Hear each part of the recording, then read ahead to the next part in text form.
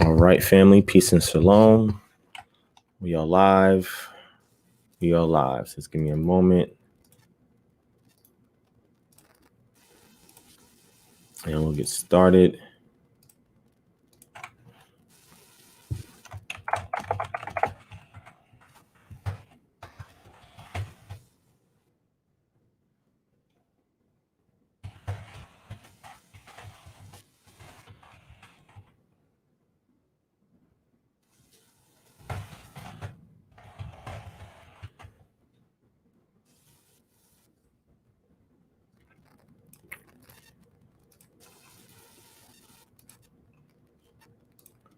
Okay. All right. Shalom to those of you who joining in. Shalom to Shema, Sharon, Michael Banks. You say you have a question. Shema said call-ins. No call-ins tonight. Not tonight. Friday we could do that. Shout out to my sister Tahira, beloved in the building. Call-ins Friday night. Friday night. All right. Shout out to Dennis McMillan. What's going on? All right, family. Just give me a second. Let me do this.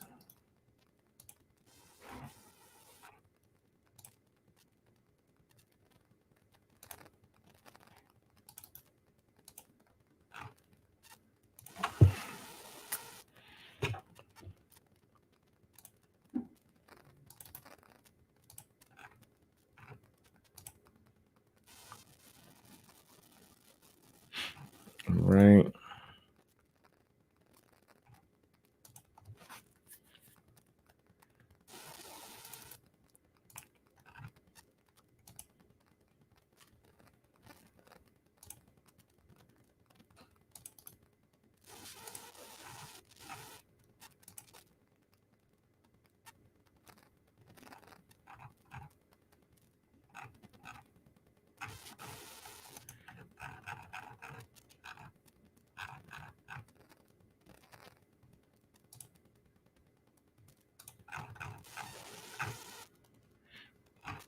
All right, so let's get started.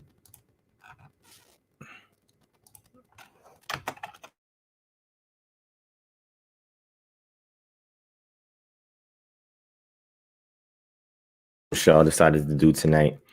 Nothing special, but just wanted to give a couple updates on what's going on and just touch bases with y'all. Let's do this. Let me drop this in here. All right. Okay. All right. So shout out to Fly Off the Realm in the building, Dennis McMillan, Cheryl Parker, Dave Israel, and more. Minister Maccabi, Sister Vanessa Satterwhite. What's going on, family? Make sure you hit that thumbs up button. Make sure you share the video. And if you're brand new, join us for the first time, hit that subscribe button. All right. All right. Brother James, what's going on in the building? All right. Oh, I appreciate that, Fly. I'm just here to serve the community, my brother. You know what I'm saying? If anybody needs anything, just email me, kingdomharbinger@gmail.com. I'll do what I can to help. All right. Yeah, so David, I decided that if I'm gonna just do a random session, might as well have something to talk about, right? So I'm gonna share something with y'all. I had posted it on my Patreon page. So those of you who are not signed up for Patreon, www.patreon.com/DivineProspect. We just had a 100 for 100 giveaway. We have the live drawing video that's up. 2 people won $109. We paid them out already. Okay, just for patronizing us. It's interesting because one of those individuals who won was a patron for 5 months. $10 Patreon for 5 months, right? So they put $50 into the ministry. The other person was a Patreon only for 1 month, put $10 in, right? That person with the 1 month Patreon for $10 won $109. The other person, Patreon for 5 months, $10, got $109, right? All because all my patrons, we work collectively to get 100 patrons, right? And we surpassed that. Now we're at 110. We was at 112 before, but you know, at the first of every month, Patreon makes some adjustments. So, anybody has maybe have deleted a pledge or, some things that weren't debited or whatever gets adjusted. But we at 110. So I want to say thank you to everybody out there who is a patron of our Patreon page. We've hit a milestone. 110 is a milestone. If you look at where we started from this time last year, right? We barely had any content. Now I've put so much content on there. I mean, we're not stopping. Right now, I have the article suggestions. So now what I'm doing is I'm loading up the Patreon with more academic articles that I've read or that I'm currently reading, and I'm just loaded it on Patreon. Right. I've noticed it's interesting because these are things that I will put like on social media, and some of the like scholarly stuff. I don't know. I mean, some of them will get a lot of reactions and likes and shares. And then some of them people, I don't know if they overlook it. I don't know if they don't understand it. I'm not sure what it is. So I figured, well, people who are patronizing on Patreon, they're investing their funds into the ministry and they want to get, the most out of it. Right. So I decided that I'm going to continue to put the article suggestions in there as well. But I will talk about it on like live streams and stuff like that, so y'all are aware of it. But everything will be loaded up on Patreon, right? So Patreon is the one-stop shop for almost everything that I'm sharing and I'm talking about or whatever will be on Patreon. We have early access, exclusive content, all of that on Patreon, right? So if you don't mind, family, any of you who are new here, about finding out what we're about, we have a KHM Orlando chapter launch video that you guys can check out, and that can pretty much give you an idea of what KHM is about. So that way you guys know if you do sign up for Patreon, what you're supporting, right? To everybody else that's out there who's already joined in, I want to say thank you, especially to all our new Patreons that we have. I want to thank everybody for signing up, for sharing the Patreon, and getting more people involved and supporting what we do. And just so you guys can see a little bit of some recent stuff that was published. I'm going to show you this flyer in 1 second, but here's the start of our article suggestions, right? This is called Revealed by Their Jewelry, Ethnic Identity of Israelites During the Iron Age in the Southern Levant. Okay, and I'm going to talk about that with y'all on this live stream, but the article is here, and we have the link to a shared folder where I'm loading up all academic articles. I got hundreds and hundreds of academic articles that I've read or I'm currently reading, and everything will be in that repository. All right. Same thing with our books suggestions. I have tons of books that's going to be loaded up into that repository as well. All right. So just so you guys know, all right, I know I showed it to you guys before in regards to the T-shirts. Right. So I'm gonna show y'all that Pastor No Tithing T-shirts. We dropped it. We released it. OK. It's interesting because I posted it on Facebook, and some people got rubbed the wrong way a little bit about it. You know what I'm saying? The link is right there for our Patreon. It's right there in the chat, and also you guys, it's going to be in the description below. All right. So I posted the shirt on Facebook, and I posted it on my social media outlets: Twitter, Instagram, Facebook. And even on the community column here on YouTube and on Facebook, a couple people came off the woodwork, you know what I'm saying, and felt some kind of way about that tithing shirt. And I'm happy that they did feel that kind of way. It got, mostly positive reception, but there's some people that felt a certain kind of way. We did have some people place orders for it. So some people will get those shortly. And we also have some back orders that we're working on as well. But I mean, so as a result of me posting the shirt, and I'm gonna show it to y'all right now, as a result of me posting the shirt, some people felt a certain kind of way because I guess they're tithing and they support tithing. So 2 shows are gonna be coming up on here. I don't know. I don't know if I'm gonna call the first one a debate, because really there's no debate over tithing, right? But some people, they hold on to that dear, man. I'm telling you, it's their baby, and you cannot take that from them. You know what I'm saying? But let me show you what the shirt looked like first, so you guys can see what all the hype is about. So here's the shirt right here. Okay. It's interesting. It's interesting because as y'all know, those of you who've seen the live stream that I did to tithe or not to tithe, I said pastor no swiping, and then I thought about it and I said no, pastor no tithing, because tithing, swiping, they you know, it has similar you know, sounds, right? The syllable count is the sound, it's the same, and it sounds similar, right? So it works better when you say pastor no tithing, right? So it says pastor no tithing, pastor no tithing, pastor no tithing. He's like, oh man. And as you can see, he has the he has the swiper bandit mask on. And he's holding a tithes basket, you know what I'm saying? And the family's like, nah, we're not doing that. You know what I'm saying? So underneath that, we have the hashtag say no to tithes. And what I did was, you know, pretty much you can just put this shirt on and it'll do all the testimony about tithes for you. Because I set it up so that way you have an image, right, that is going to capture somebody's attention, you know, and they're going to look at your shirt and say, whoa, what's that? You know what I'm saying? They probably may chuckle a little bit. They may get offended or whatever, but they could just read the rest of the shirt. And you could just simply read from the shirt in order to share the information with them, right? So it says tithes were seeds, fruits, and herd animals taken from the children of Israel. Leviticus 27:30-32. Tithes were food for the Levitical priests, Numbers 18:8, 20 and 31. Tithes were only exchanged for money when it couldn't be given to the priests, Deuteronomy 14:22-29.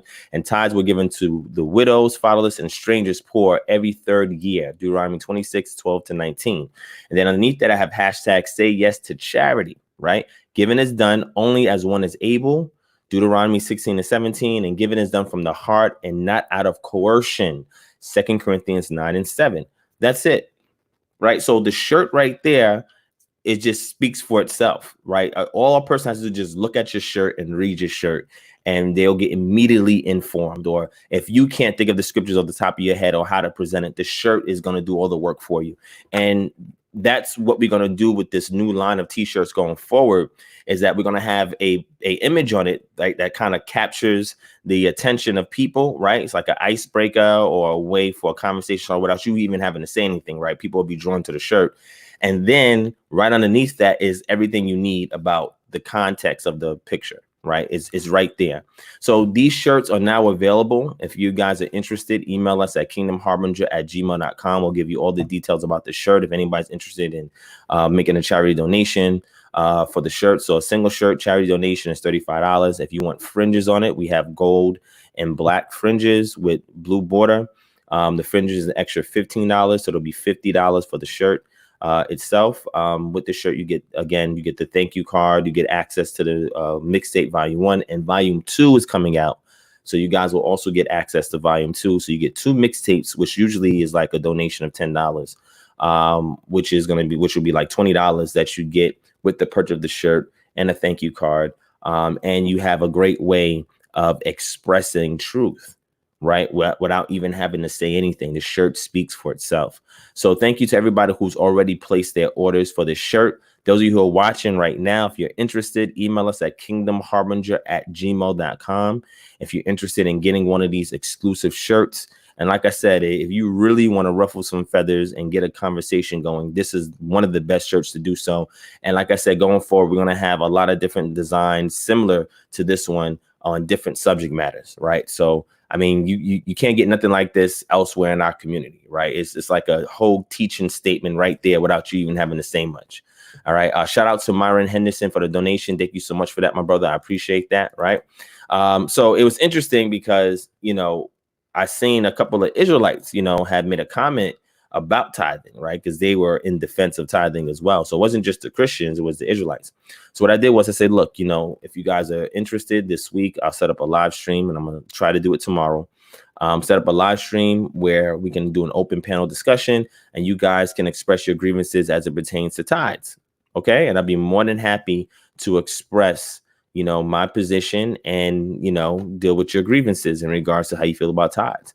But at the end of the day, the more people we have to wear this shirt, the better. Okay. So again, I'll drop the email address there in the chat. Okay. It's the email address right there in the chat. you guys can definitely email me a request if you're interested in this t-shirt, and we'll hook you up. We have it in red, we have it in blue, we have it in gray, and we have it in black. Okay. It just looks better on white, right?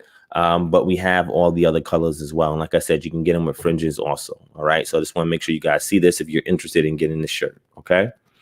All right. So again, stay tuned for that discussion tomorrow, which is Thursday evening. I'm going to try to set up an open panel discussion with the individuals that had grievances over my post and anybody else that has a beef with me because I'm against tithes. I mean, and anybody who supports tithes, that's your business. You know, hey, if you support tithes, you support tithes. You know, our position is we don't support tithes here. OK. And if you do, that's your prerogative. If you feel a certain kind of way because I don't support tithes, then let's talk, let's chat. You understand what I'm saying? And let's get to the root of it. OK, whatever it is that's bothering you that needs to be addressed, we can deal with it. All right. All right. Shout out to K Israel. Thank you so much. I appreciate that. Gather of Nations in the building. Dennis McMillian, Miss YLJ, Mac Ados, Isaac Judah, Coach Vaughn Parker. What's going on, my brother? Cheryl in the building. Shout out to my brother D Red for the donation. I appreciate that. My brother DB is here with us. My brother Dimitri Elder. What's going on? 617. Let's get it. Rodney Frederick. What's going on? Ricky Stansberry. And I think that's everybody I got. Okay, cool. All right. My sister 916 Shan, what's going on, sis? All right. And it's interesting because the moment I showed that shirt, I mean, we lost like 5-6 viewers. I don't know what's going on, man. Hey, if anybody's offended by the shirt, right? Again, like I said, you know, we're going to have an open panel discussion tomorrow and let's chat. You know, I'm very respectful. I'm not going to disrespect nobody, talk over anybody, curse anybody out, do any ad hominems. I don't do that when we have live discussions, right? This is a family show, so we try to keep it as PG as possible, right? But like I said, at the end of the day, if anybody feels a certain kind of way about that, then let's talk. All right. You know, I always open up the opportunity for people to address grievances they have with me or what's taught here or however they feel. You know what I'm saying? What I'm saying? Shout out to Chemo Ben Israel in the building. What's going on? All right.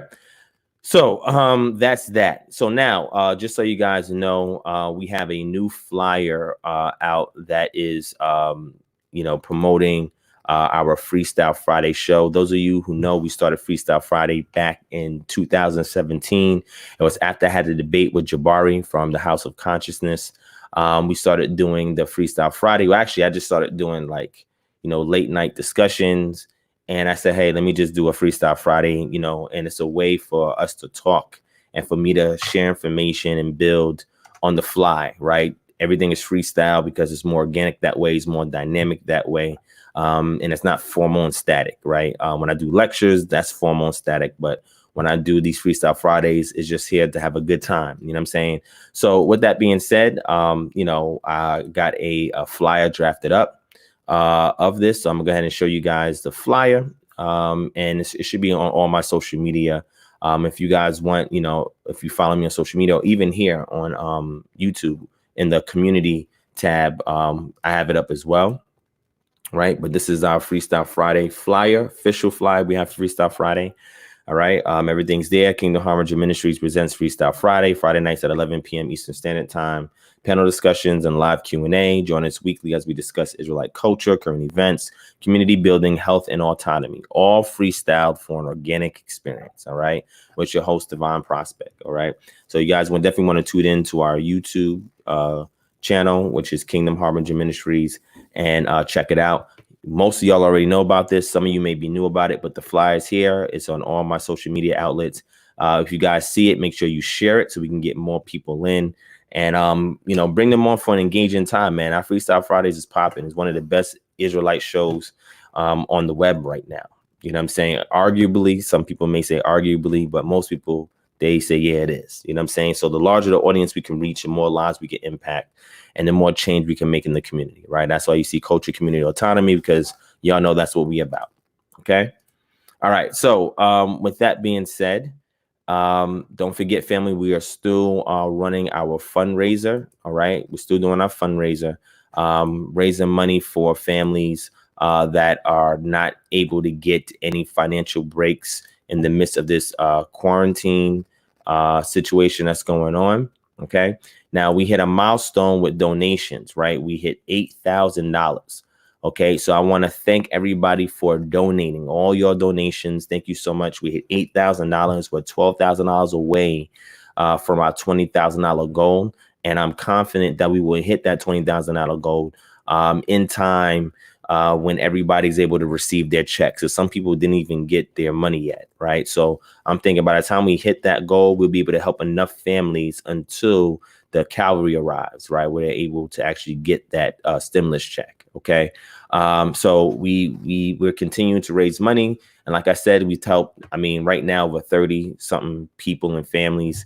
And it just feels good being able to do that. You know what I'm saying? And you guys make it possible that we can help so many people. So I want to thank you guys for all your donations. And if you guys want, you can definitely share this link. If you already donated, thank you. If you plan to donate again, great. If not, then at least share it. And if anybody here needs anything, you know, if you guys need financial assistance, email us at kingdomharbinger@gmail.com and we will do our best to assist you.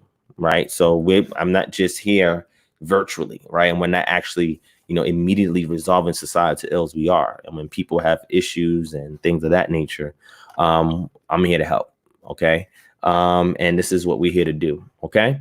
So that's that. I wanted to make sure you guys saw that as well. Now, also another development, Freestyle Friday, that's coming up this Friday. It's going to be, oh, wait a second. Tomorrow is Wednesday. Why did I say Thursday? Man, I must be tired.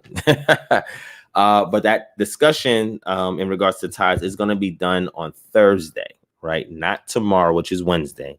It will be done on Thursday. Okay. It will be done on Thursday. All right. So stay tuned for the tithing open discussion, panel discussion on Thursday. And then Friday for Freestyle Friday. What's going on is that on Sonetta TV or Sonetta Studios, I was on there a couple of times, maybe in the past week or two or whatnot. And the pre-show or the plenary discussion between Zion Lex and Ngozi, because this week, I think tomorrow, actually, they're supposed to be having their dialogue on Sonetta Studios. I threw out a challenge, right, for people in the Kemetic community, right? Because, you know, they're very sensational and romantic when it comes to, you know, ancient Kemet. And a lot of times they be saying stuff like, oh, yeah, the Hyksos this, Hyksos that. Now, I don't teach that the Hyksos were the Israelites. I don't teach that, right? But I thought it was interesting when they say all of this stuff about the Hyksos, right? They'll say, oh, yo, Israelites, you know, y'all lived in Egypt for 400-something years and y'all left out, you know, and y'all acting ungrateful because we fed you, we clothed you, and all this stuff that they be saying, right?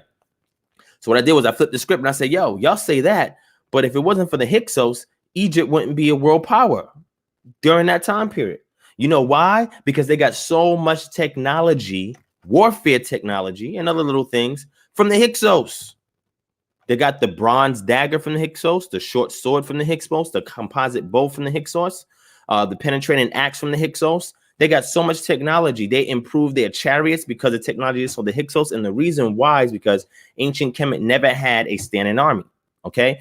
Out in the Levant region in Mesopotamia, they were fighting and warring all the time. So they had to advance their warfare technology. In ancient Egypt, it wasn't the case, right? They didn't have hordes of enemies coming into Egypt and waging battles, you know what I'm saying? But it was extremely hostile in the Levant region in Mesopotamia. So over time, they had to develop new weaponry. So when they came into ancient Kemet, and the Hyksos actually ruled that place for several dynasties, right? And then they got kicked out by the 18th dynasty. When they had left out, guess what the Kemetic community did at that time? They took their technology. It's like, oh, shoot, composite bow, short sword, bronze dagger, penetrating axe. Oh, we can improve our chariots. And they use all of that technology to dominate the known world at that time. So they owe the Hyksos a great deal of gratitude for blessing them with technology so that they can keep up with the rest of the world at that time. Okay, so I went ahead and I said this on Sonetta. I put the challenge out. Nobody stepped up to the plate. So, you know, a random person, and I'm not gonna say he's random. I was supposed to debate him in 2018. Remember that Nubian dude never showed up? Okay. So he come out the blue and say, oh yeah, I want to know about this. And he says that. And the other Nubian dude that y'all saw me chat with on this channel, he tagged him in it. And they over here talking back and forth. And I'm like, yo, do y'all want to have a discussion on this? Right? Because y'all saying all this other stuff. At the end of the day, ancient Kemet, they owe a great deal of gratitude to the Hyksos, because the Hyksos left technology behind that allowed ancient Kemet to be the dominant world power. Because without that technology, they was going to go into the Levant and Mesopotamia and get their behinds handed to them. But they had a competitive edge because the Hyksos lived there. Now imagine, not just the Hyksos who just lived in the region of Lavaris, right? In the Nile, right? In the Nile region in East Nile. Imagine if there was hordes that was coming in to take over Kemet at that time, not just rule from the north, but also make their way down the south. The ancient Egyptians did not have a standing army, and they did not have the technology to compete in warfare. They would have got dominated, but that didn't happen. You know why? Because the buffer was the Hyksos. The Hyksos was the buffer. And we're going to talk about that on Friday if these dudes show up. I don't know if they're going to show up. We'll see. Okay. So I threw that out there. Some people got sensitive. It was the Nubians. So it's going to be me against the Nubians. All right. Okay. So West Ethiopian says Divine is lying. There's no evidence the Hyksos brought the chariot into Kemet. It's just a theory. When did I say that they brought the chariot into Kemet? Did you hear me say they brought a chariot in there? Or did you hear me say they improved their chariot by examining technology that was left behind by the Hyksos? What is you saying? Do you want to join on the conversation right now? Let me know. I will send you an invite and you can get into an open panel discussion. Since you say I'm lying, prove that I'm lying and prove all my sources that I send you is incorrect. Because I have loads of sources on this that I'm going to unload on Friday. You can get this work early. Let me know if you want the smoke, right? We here for it. It's all good. Let me know. Okay. Just let me know. Do you want to jump on West Ethiopian and have this discussion? Let me know. I'll wait. I'll wait.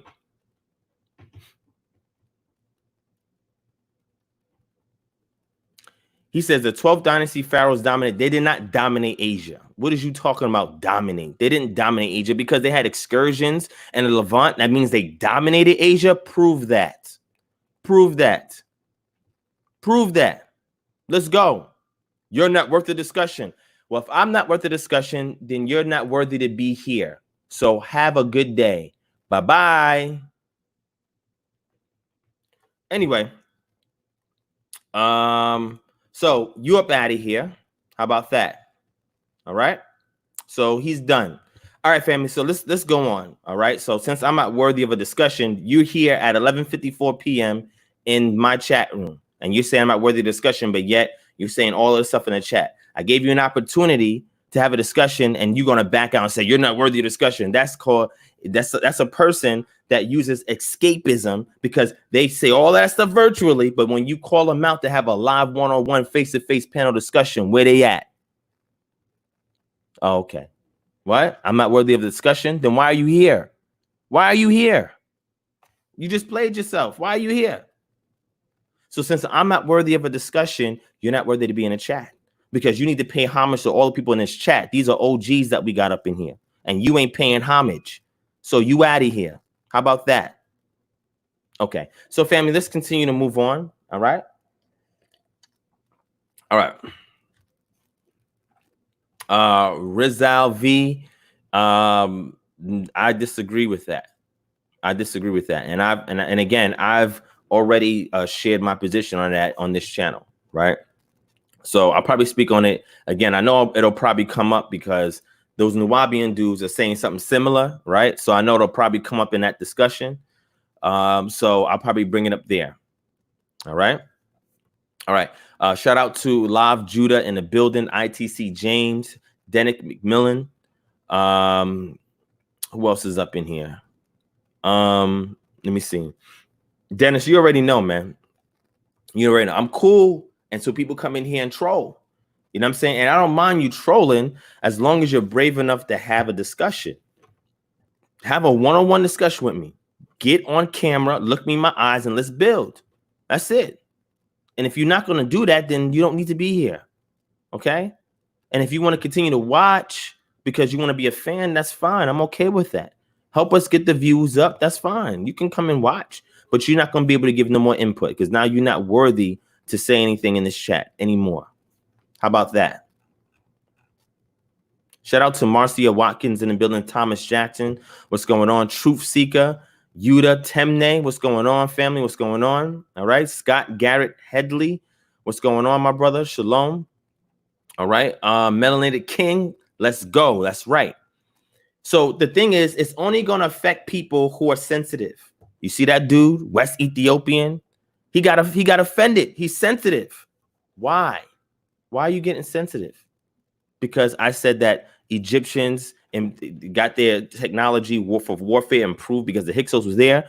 All Egyptologists agree with this. Do you know how we know this?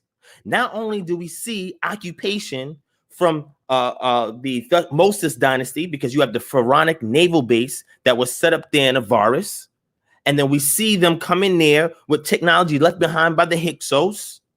And then what we also see is later on, the technology that the Hyksos has, we see the Egyptians having the same technology later. And we have no evidence of them having it prior to them going and taking over Avaris. We don't have that.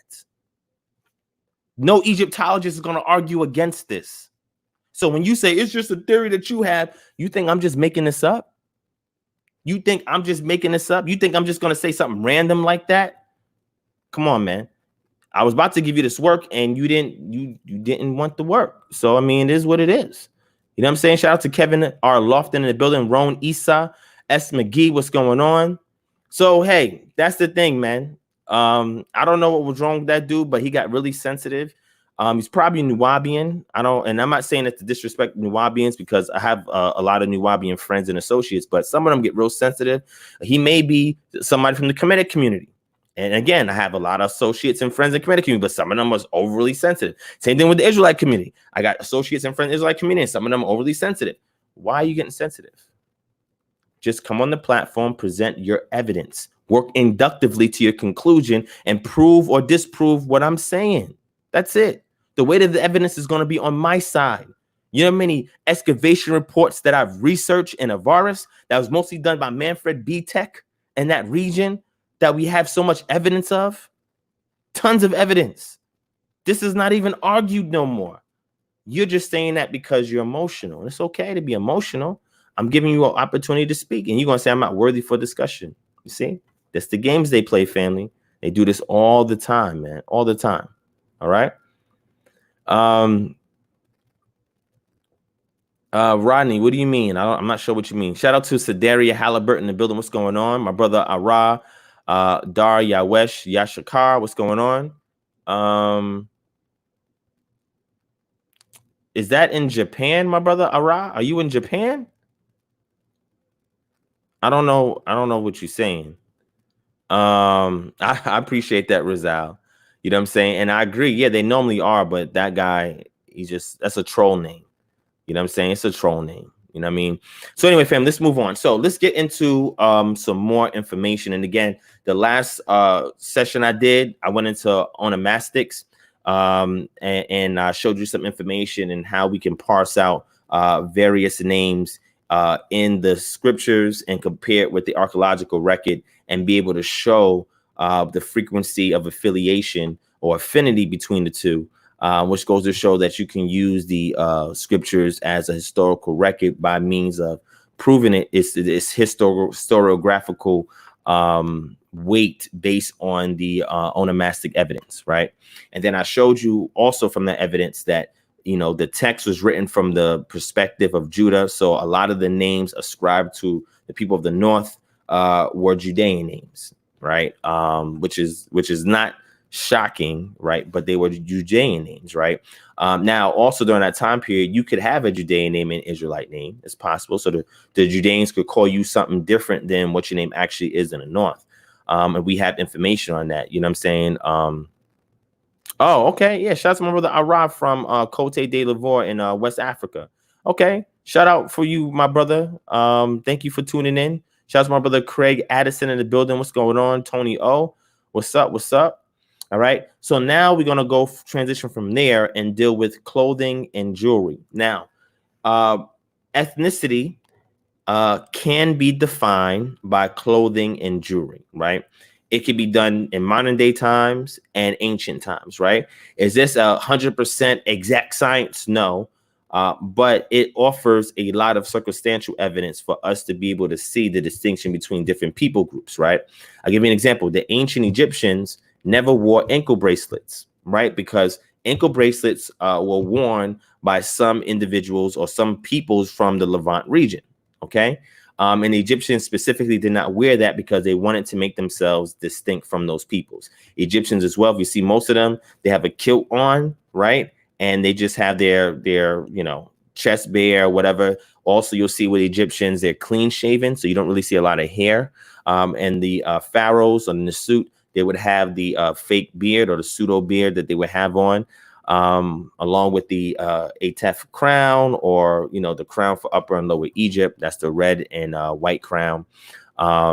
So you see different ways of dress that make them distinct, right? Certain forms of jewelry make them distinct, okay? Like boules that they will wear, seals that they would have, different things that would keep on their person. Just like I mentioned, the bronze dagger was something that we see those bronze dagger appear with the Hyksos in Avaris, right? So there's certain items that help us to identify ethnic groups. And I also went on this in the past when I talked about pottery. Pottery is another way to help make distinctions, cultic items that are found in situ in regions and where, different people groups lived. When we look at art, right, we see, different paintings and drawings of people and what they wore. And then you'll see with mostly Israelites, they didn't wear jewelry. From the depictions that we have of Israelites, they didn't wear jewelry, okay? And it wasn't until maybe much later, I would say maybe like towards closing in on the Babylonian siege in 597 and then 587 BCE, we start to get what's called the Silver Scrolls. So the Silver Scrolls, they believed is a talisman that was worn either on the wrist or was something that was kept in a pocket, right? But nonetheless, we'll start to see some acculturation happen over time, right, in regards to jewelry, right? But in the archaeological record, we don't see any jewelry on any Israelites, right? But we do see them on Syrians, on certain Canaanites, that they wear that. So what that indicates to people in, who do ancient Near Eastern studies is that this group of Israelites were distinct because they had a particular way that they dress, which I'm about to show you. And there was a lack of, adornment of certain jewelry. And this was one way in which they separated themselves from the other people groups that are there. And the reason why I'm bringing this up is because you will encounter some individuals in, other communities that will show you some image of some northern Syrian individual and say, oh, that's what the Israelites look like. And I'm like, nah, they didn't dress like that and they didn't have that jewelry. So how are you going to say that that's them? That's not them, right? So you have to be more particular when you make those type of arguments, because if you have not read the, depth and breadth of the, reports that are written on these type of things, then it's like you should not even say anything, right? So what I'm simply doing is giving you another tool that you can use when building with people when they try to use these fake arguments, right? So what I'm going to do is I'm going to go over some of this article with you guys. If anybody wants the whole article, email me at kingdomharbinger@gmail.com, or you can do a YouTube search for it if you can get it. Or if you're part of Patreon, I have a link for my shared drive where I have all these academic articles that's going to be placed in. That's going to be one of them. It's there already. Okay. So let's go over this. So I'm going to read this article to you, and then I'm going to show you some images, and I'm going to show you how when people try to attack our community, how they fail and fall flat on their face. Okay. So let's go ahead and let's deal with it. All right. Shout out to my brother Yarden in the building. All right.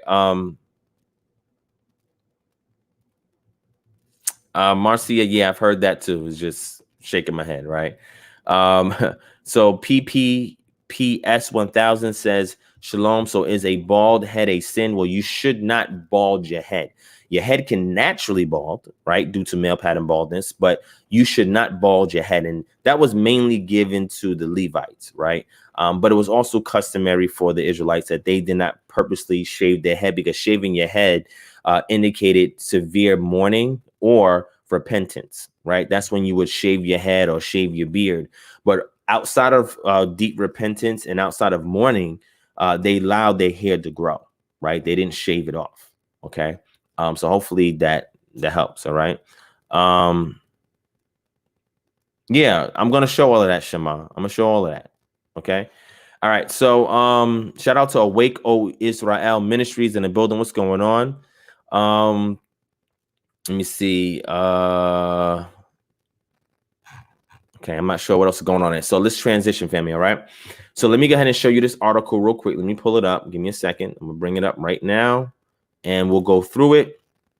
And again, I got tons of articles like this. Like, I read these things all the time, man. I love reading these things. I don't know, I just have some kind of affinity towards this type of information because it gives you more insight into, you know, the concrete culture of the people, right? If you're going to try to reconstruct and restore, you have to be able to look at the data that's there, the extra biblical data and the biblical data. And you got to look at the biblical data without the dogmatic lens.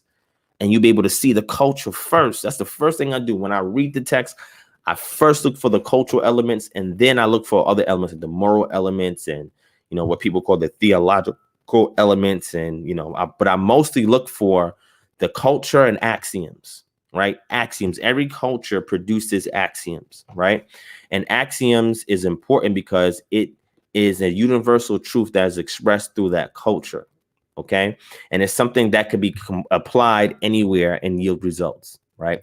So I look for the cultural information and the axioms. And then from there, we go into the moral aspect. We go into if there's a prophetic aspect and everything else. But I'm here to help to establish the foundation. Right. We have millions of Israelite channels and groups that do all the above, but very rarely do they get into the actual knit and grit of the culture as the foundation. You feel what I'm saying? So that's what we here to cement.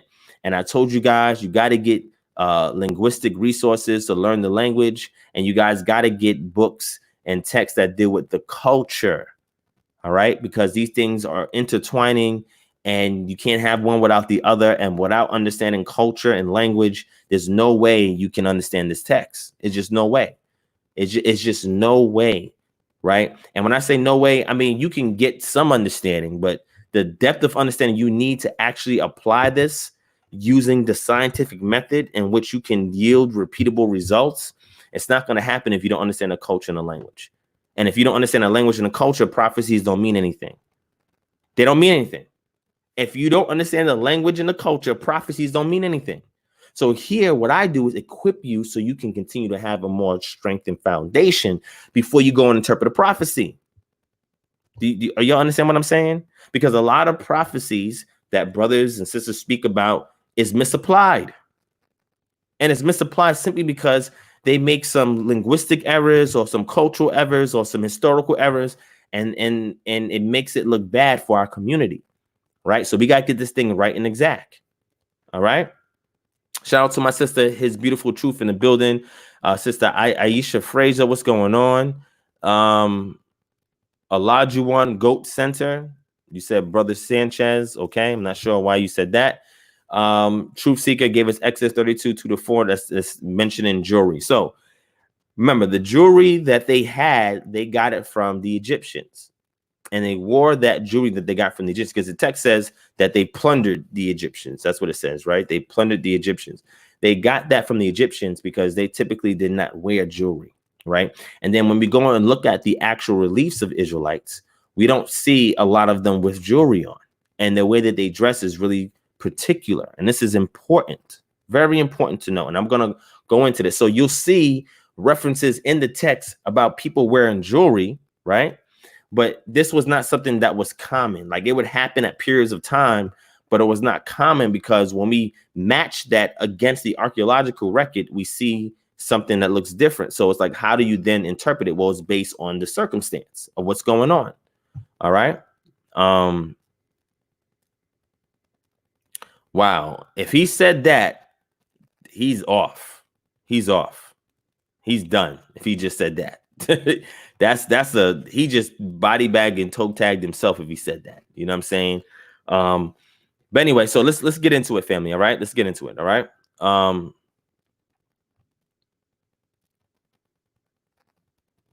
So according to ancient anthropology and archaeology, when they look at the origin of the ancient, Egyptians, Cometians, Comiti, however you want to say it, and there's several ways that you can call the Egyptians, but it's believed that they did come from the south, right? So south of Egypt, they migrated north, and they settled along the Nile up towards the north, right, over time.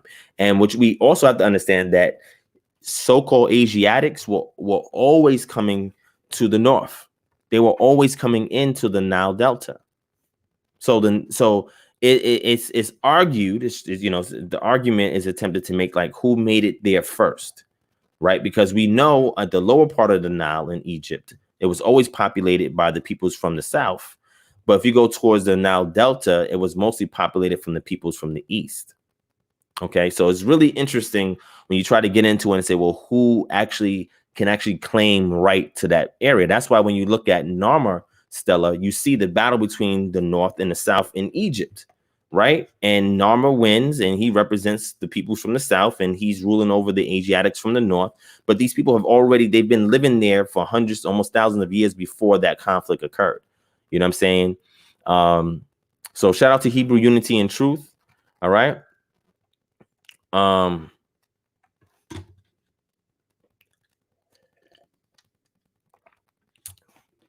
Appreciate that, Yarden.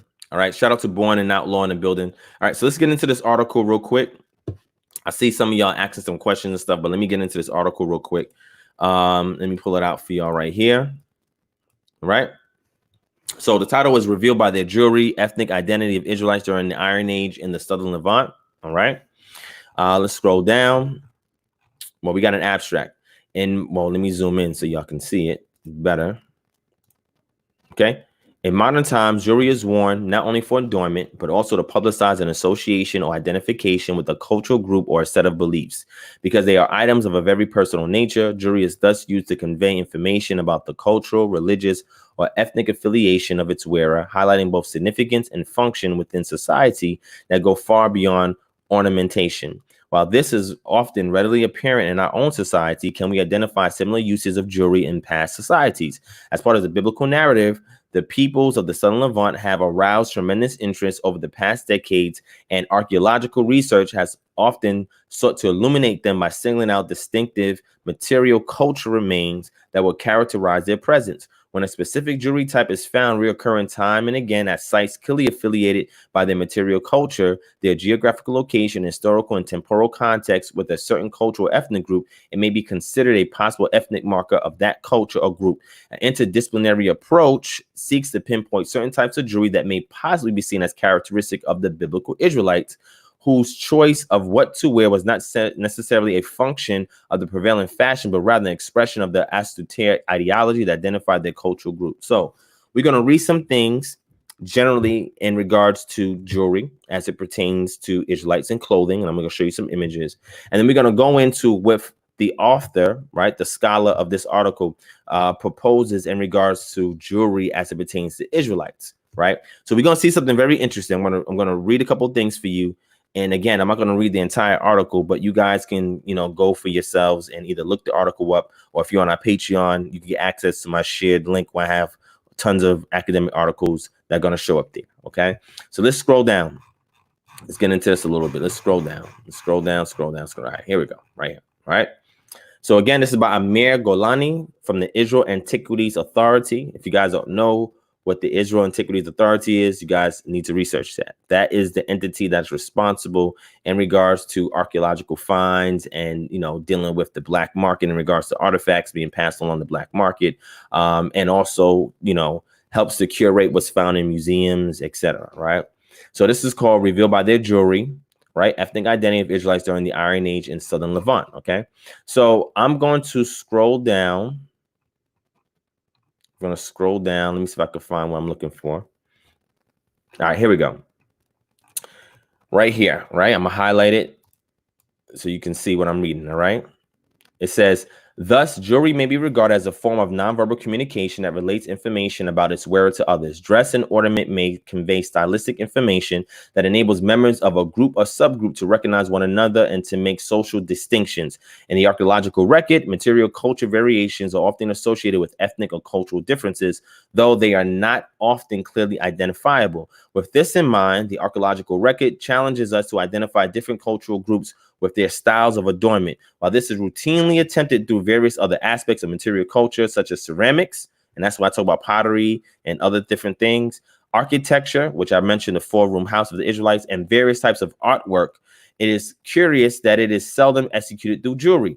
The ethnic and cultural groups that populated Southern Levant during the Bronze and Iron Age period, 2nd and 1st millennium BC, have always aroused interest among scholars of various disciplines, primarily because they were connected to the well-known biblical narrative. Ancient Egyptian art, with its meticulous attention to detail, has left us numerous depictions of various peoples of these times whose ethnic and cultural distinction was often distinguished by the Egyptians by skin color, mode of dress, hairstyle, and facial features, and occasionally jewelry as well. As an example, listen to this, Egyptians often depicted Asiatics wearing specific jewelry they themselves never wore, such as solid metal anklets, right? I just mentioned that to y'all. This was due not only to the fact that metal anklets were never fashionable in Egypt itself, but also because this was one of the ways in which the Egyptians defined their own identity as separate from that of their Asiatic neighbors. As another example, Egyptian artists often depicted Syrian Canaanites wearing rounded star or cross pendants. Keep that in mind. So when you see people who oppose our community and just find some random image of some Syrian Canaanite or whatever and say, look, that's an Israelite. If you see these items, if they're wearing a rounded star or cross pendants, then you know that's not an Israelite, okay? Circular pendants with star decoration often appear on Canaanite and Syrian figurines from the late Bronze Age, Iron Age 1 and Iron Age 2 throughout the southern and northern Levant. Their depiction by the Egyptians on representations of Syro-Canaanites and their reoccurring distribution during the Bronze Age throughout Syria, Canaan suggests that this pendant form was regarded as an identifying cultural sign of the Syrian Canaanites themselves, and more importantly by others, such as the Egyptians, and signifying their separate cultural identity. Then it goes into the Neo-Syrians of the Iron Age 2, et cetera, et cetera. Now look at this. It says, though various pictorial depictions of Israelites are found, none depict any form of jewelry. Okay? The Shalmaneser stele in the 9th century BC, Assyrian depiction of Israelites bringing tribute to the Syrian king, does not show them wearing any jewelry. Neither does the depiction of the Israelite king Jehu bowing down in supplication to the king show any form of distinctive jewelry. I'm going to show you that primary source in a moment. Neo-Syrian reliefs depicting the siege and capture of biblical Lachish in 701 BC bear many depictions of local Judites being led away into captivity. Yet none are wearing any form of jewelry. It says, granted, this may be because they were all stripped of their valuables, including jewelry, which is a possibility. But even in depictions made by the Israelite Judites themselves, such as ubiquitous Judean pillar figurines, JPFs, I went over this before on this channel. I even had a debate with a brother when I was trying to educate him on what a JPF is, right? Jewelry is completely lacking, okay? Listen to this. Does this mean the ancient Israelites were so poor or so austere that they could not or did not want to wear any form of jewelry? Not surprisingly, the answer is both yes and no. And in the following, I will try to show how specific jewelry types may possibly be associated with those elusive Israelites, right? Now watch this. I've seen somebody use this before and say, this is an Israelite, right? Now, it says Egyptian depictions of a Syro-Canaanite with circular star pendant. That's this image right here. You see this that has on his neck, right? This right here helps you to identify a Syro-Canaanite, not an Israelite. People will say, oh, look, he got the tassels on or whatever. That they may say that. I'm like, no. When you look at the identification of the Israelites, and again, we have some reliefs that depict them, right?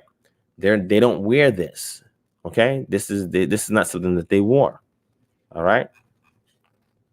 So in this article, it says identification of culturally linked jewelry in the archaeological record and interdisciplinary approach. So he goes into the methodology of distinguishing, jewelry associated with Israelites as opposed to other neighboring peoples in Levant. Okay.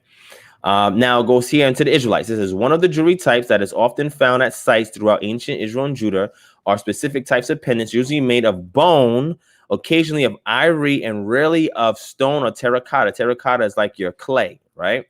That may appear in three major forms: club pendants, plaque pendants, and pendants in the shape of mallet or gavel. So if it has those other imagery that I showed you on the Syro Canaanite, those are not Israelites. But if we find these things, club pendants, plaque pendants, and pendants in the shape of mallet or gavel made out of bone, of ivory, right? Rarely of stone and terracotta, we know that we're looking at a possible Israelite or probable Israelite, okay? It says, in order to understand how these various pendants may be associated with the ancient Israelites, it is first necessary to understand a little of the geography and the history of the Southern Levant during the Iron Age 1 and Iron Age 2 period, or the time from the 11th to the 6th century BCE. While the field of biblical archaeology has long debated the exact nature and specific chronology of the following, the very general gist that is still accepted by archaeologists, historians, and biblical scholars alike is as follows. The formation of the Israelites as a people in the region of the central highlands of the Southern Levant from the 12th to 11th century BCE led to the creation of a local monarchy, often referred to as the United Kingdom, that according to the biblical text ruled over most of Southern Levant during the 10th and 9th centuries BC. The monarchy soon split into two and coalesced into what is generally known as the Divided Monarchy, consisted of the Northern Kingdom of Israel and the Southern Kingdom of Judah, right? So I'm gonna get past all of that, right? I'm gonna jump down over here. It says sites in Philistia, which is where the Philistines dwelt, especially those bordering with the Kingdom of Judah, often came under Judean hegemony. Judah withstood several invasions, yet finally succumbed to the Babylonians in 586 BC, with the destruction of its capital, Jerusalem. The appearance, distribution, and chronology of the distinctive pendants described in this article are mirrored in this generalized history and will be described below. So now they go into detail about the club pendants, which I'm not going to read all of that, but I will show you some of the images that they found at some excavated sites in situ, and that they are attributing these to the Israelites. And if you see these in an excavation report during the Iron Age 1 or Iron Age 2 period, right, at a site that we can see biblically, it said the Israelites were there, and we find these items, we can safely associate these with the Israelites, okay? All right, so he goes into the club pendants, he goes into the plaque pendants, which are these right here, which we're looking at, all right? And these are fascinating pieces of archaeology that when you look at it, you're like, wow, this is very unique. And they, explain the uses of it, why they had it, and so forth, right? So they will mostly deal with things, mostly function over form, right? The Israelites dealt more with function over form, or function over fashion. All right, they didn't really care too much about fashion, unless you're talking about the nobility, and that's different. But the common person, they wasn't fashionable like that. All right, they were very modest. Okay, mallet pendants, and we see these here as well, and it goes into detail about that. All right, excursus, the tomb 120 at Lachish, right, which we know was an Israelite site during Iron Age 1, Iron Age 2 period. Okay.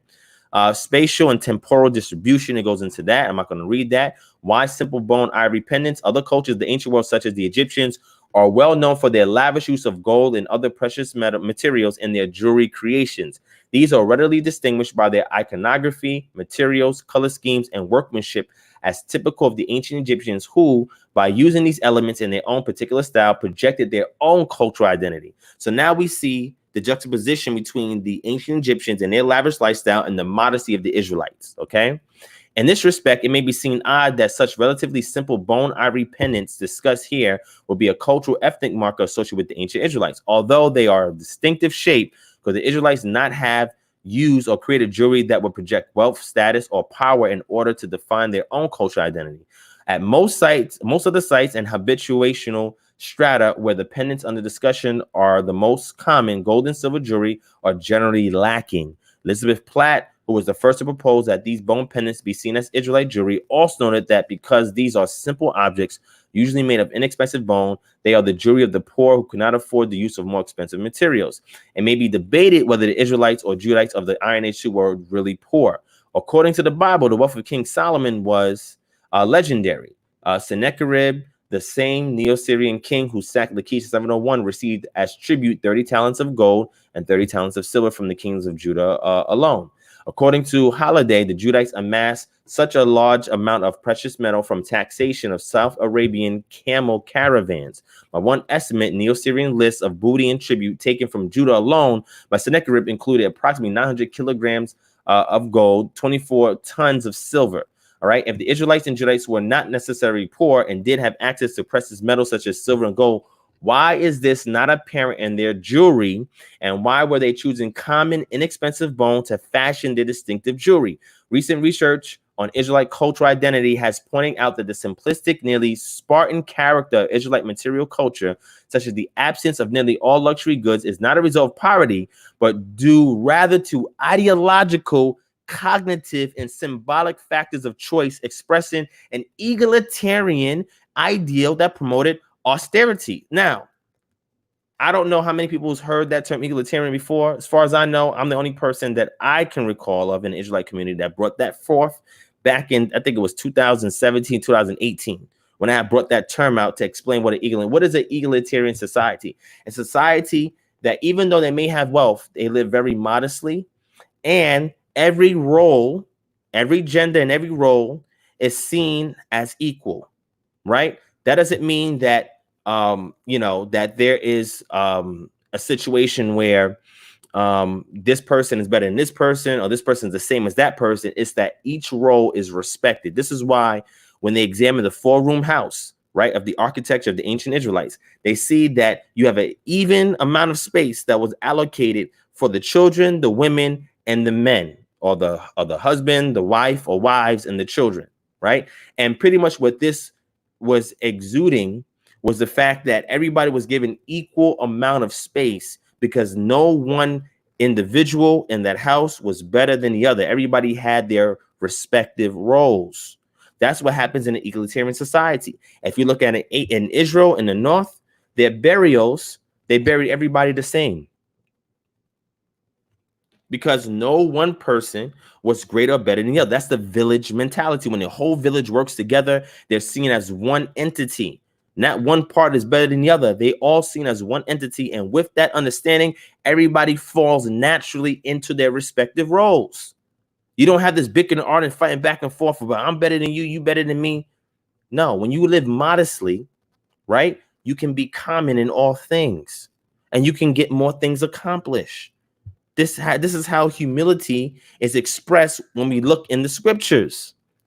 This is what Yah wanted the people to do so they did not become like their oppressors. But yet here in America, we want to live lavishly. We want to have all the jewelry and, all the latest European fashions and all of this stuff, but we don't want to live modestly. We want to show off wealth. And that's because when you have a poverty-stricken people that have been traumatized for so long and stripped from all their wealth and their identity, their culture, when they get an opportunity to actually establish themselves as a people, they have to look towards the more austere or the more affluent people groups that are in their environment and adopt their ways and their customs and their desires so that they can feel validated. This happens when you have a people of low self-esteem. This is why when the Israelites left out of Egypt, they were so mentally tied to Egypt that they didn't want to trust the Most High to sustain them, and they wanted to go back. It was very difficult for them to be independent. So how do we reconstruct and restore the culture? Well, jewelry, again, we're not saying that jewelry was completely absent when we read the scriptures, right? We see that jewelry was worn from time to time. We see that. But what we see in the scriptures, does that necessarily reflect the majority view from what we see in the archaeological record? No. And remember, the text is written by priestly scribes, and most of them worked for the king on the monarchy. And in the way that we have it today. So when they're telling the narratives of things, they're talking about particular peoples and groups and so forth. Again, like I said, when the Israelites had left out, they plundered the Egyptians. Why? Because the silver and gold, jewelry and stuff they were taking out were going to be used in order for them to give to the actual construction of the temple much later on, and for other means, right? Because we saw them make a golden calf out of those things as well. But what I'm saying is the Most High requires a very simplistic, modest lifestyle. Even if you get wealth, it should not be displayed on you. It should be displayed in the property that you own. Because again, a theocratic society, which the Israelites were supposed to be, was initially supposed to be egalitarian until the king arose and the elite class started to be established. Because prior to that, in the book of Deuteronomy, it says that if there's a king that's ruling over you, he's to have a Torah himself so he can know statutes of commandments, and he is not to multiply this and multiply that. When Samuel was going on behalf of the people to the Most High reluctantly and said to the Most High, they want a king. Most High says, why they rejected me as their king? But if that's what they want, tell them this is what's going to happen if they get a king. He was trying to keep them away from that lavish lifestyle, because once they got involved in a lavish lifestyle, they would then reflect the oppressors. And what started to happen? They started to have coerced labor. The issue with Rehoboam and the people, especially of the north, was the forced labor. He went to the elders and said, yo, the people are disgruntled about the labor that Solomon had them do. What should I do? They said, look, listen to the people, right? Ease off on them a little bit. You feel what I'm saying? And the people will respect you. He said, what? Went to his peers, his homeboys, like, yo, what you did, we should do. He said, yo, you the king, son. You ain't got to listen to them. That's the thing that goes to your mindset. So a lot of times we say, oh, we're kings and all this other stuff. We talk that stuff. But what kind of mindset does that give you? You tend to lose humility over time. You tend to lose modesty over time. And then before you know it, you are exactly like the system and the oppressor that is actually subjugating you. You are reflecting them. You are looking like them. You are sounding like them. You are acting like them. And this is what Yah wanted the Israelites to be separate from. This is why he kept saying Kodesh, set apart. And now we have here in the archaeological record, extra biblical data that sanctions the fact that the Israelites live very modestly. Okay. So I think I have like 2 other articles on that as well. If anybody's interested, like I said, just email me, kingdomharbinger@gmail.com, and I'll be able to send it out to you. Or if you're part of our Patreon, you can join our Patreon. Or if you're already on Patreon, you can get access to my shared folder where you can see all of these academic articles on that, and you can read to your heart's content. Okay.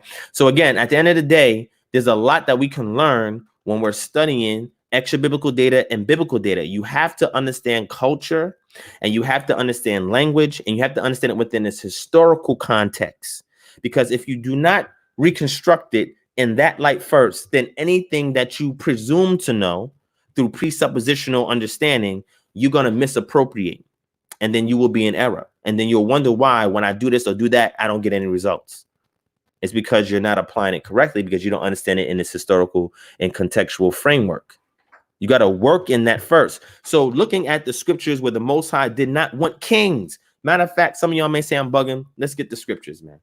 All right, let's bring the scriptures in. All right, somebody says deep, go in. All right, we're going to go in. Let's get some scriptures, because people say, oh, you ain't going to the scriptures. All right, let's get into the scriptures. All right, here we go.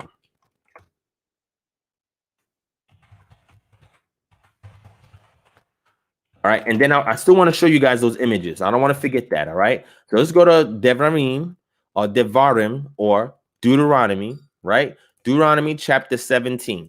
All right, let's go to Deuteronomy chapter 17. Let me bring it up so you guys can follow me. All right, Deuteronomy chapter 17, and we're going to jump down, okay? All right, so Deuteronomy chapter 17, verse 14, it says, when you come to the land that Yod-Heh-Wav-Heh, Elohekah, your power is giving you, and you possess it and dwell in it, and then say, I will set a king over me like all the other nations around me. Now, from my perspective that I teach here, Deuteronomy is a post-exilic book, okay? So they've already saw what occurred, and what they're trying to do is recall what was given to Moshe about what happened historically during the pre-exilic period that caused them to be in exile, right? So they're recounting these things that was being taught, and they're putting it back into the text, okay? So here it says, I will set a king over me like all the nations that are around me. You may indeed set a king over you, whom Yod-Heh-Wav-Heh, your power will choose. One from among your brothers you shall set as a king over you. You are not to put a foreigner over you who is not your brother. Now remember, he says they're going to say, I will set a king over me.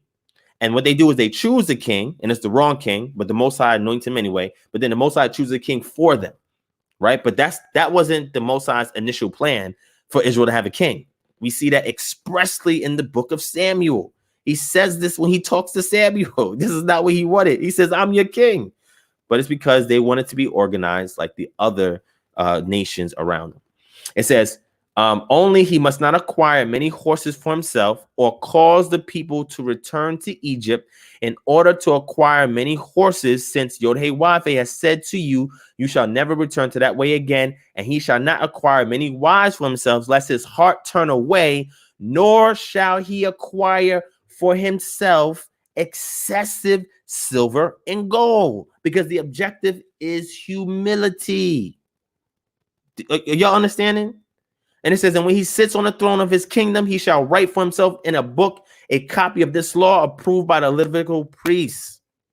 So did they listen to this? These kings, were they modest, or did they acquire excessive silver and gold? They did. They taxed the people heavily, and they acquired silver and gold. Now, what is this likened unto today? This is likened unto those word of faith, prosperity preachers that tell people, oh, you got a blessing with your name on it. You want that car, touch it and claim it, and it's yours. You want that house, touch it and claim it. Now, mind you, these houses and cars they touching and claiming are their neighbors. So they already coveting. They're already breaking the commandments, but the law is done away with, so it doesn't matter. But what they're doing is they're getting you into that affluent mindset that you can acquire all these things as proof that you're being blessed. Where's that at in the text? Where does it say that in the text? You get access to resources based on your obedience to the Most High. That's how it works. You understand? The things that you accumulate and acquire is not evidence that you are in alignment with Yod-Heh-Wav-Heh of the text. Remember I told y'all about the deity called Gad, the deity of fortune? Baal Gad was an actual region where Canaanites would go and worship this fortune deity that would then bless them with wealth. That's what's going on today. So these are lessons that we can learn looking at extra biblical data and biblical data and harmonizing them so we can reconstruct the culture that we lost, so that when we restore it back to our community, we can get back onto one mind. Let me show you what I'm talking about. All right, let's go to Acts chapter 4. Let's go to Acts chapter 4. Let's work a little bit. Let's work it a little bit, right? Acts chapter 4, verse 32. Oh, I'm not showing my screen. My bad. Let me show my screen. Wasn't even showing my screen. Let me show my screen. Here we go. Right? Let me zoom in some more so you guys can see. Right? All right. Acts chapter 4. Well, let me zoom out a lot. I don't like this. It's too zoomed in. All right. Acts chapter 4, verse 32. It says, now the full number of those who believed were of one heart and soul, and no one said that any of the things that belonged to him was his own, but they had everything in common.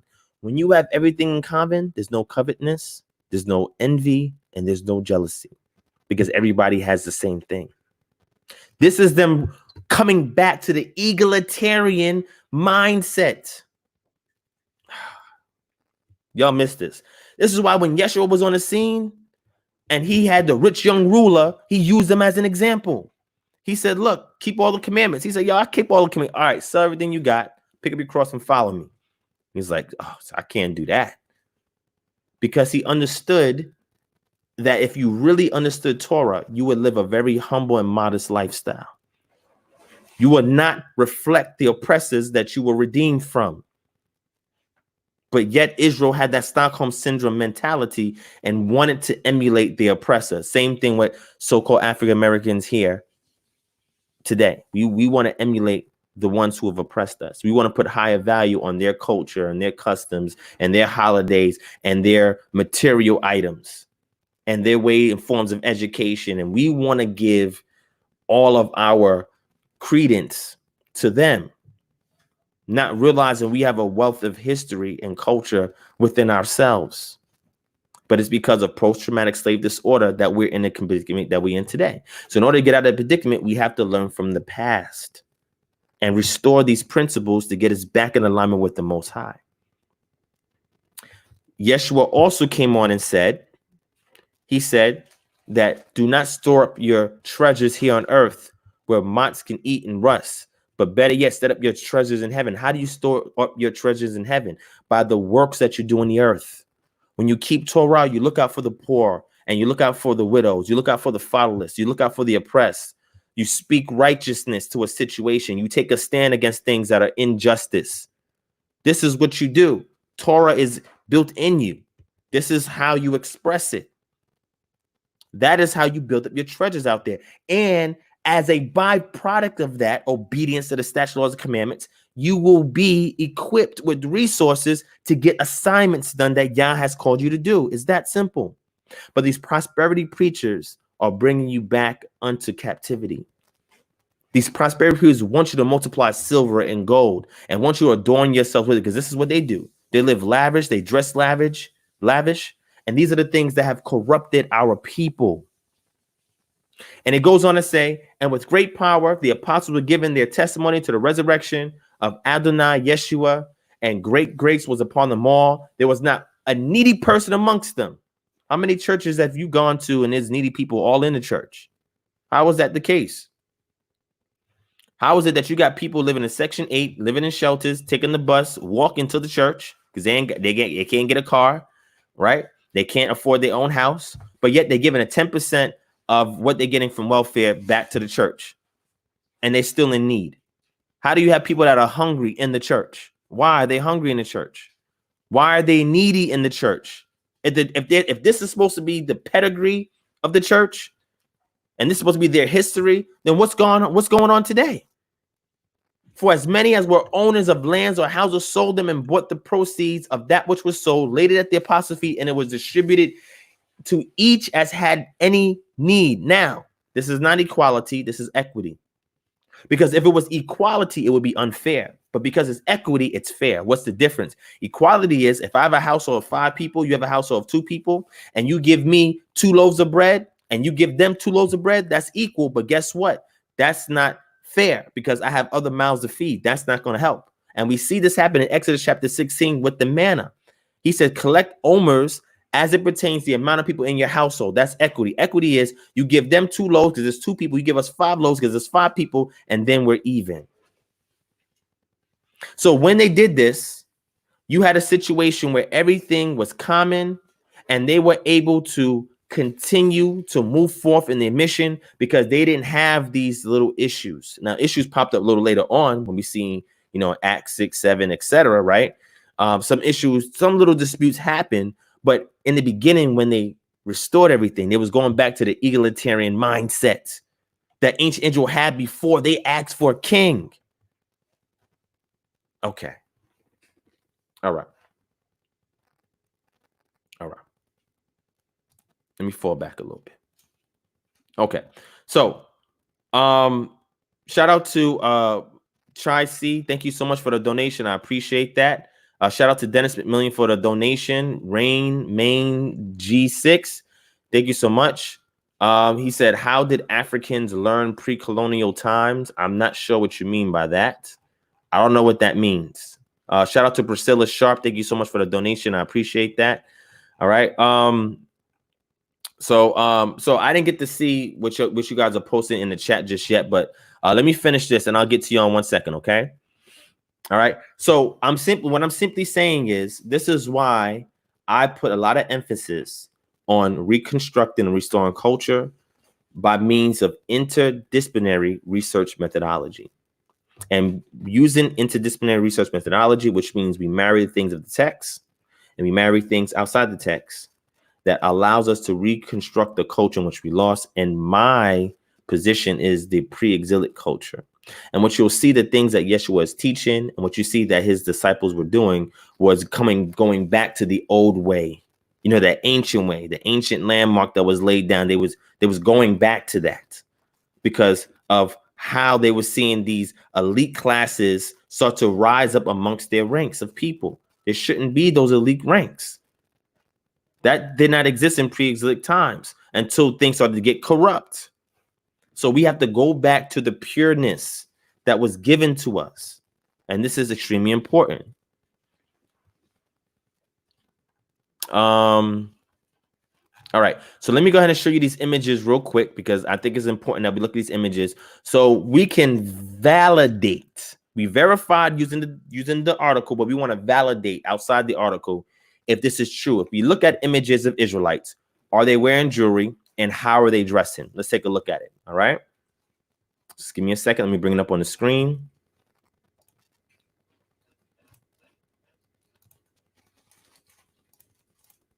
Right. So here's one of the Laquiche release from the Siege. A lot of y'all are already familiar with this. As you can see, look how simplistic the Israelites are dressed. There's no jewelry on them at all. None. Okay, there's no jewelry on them. And as you can see, they have a one-piece garment on. Very simplistic. They have their little fringes down here, as you can see, right? Fringes right here, but there's no jewelry on them. And as you can see, what they're wearing is very simple. Okay.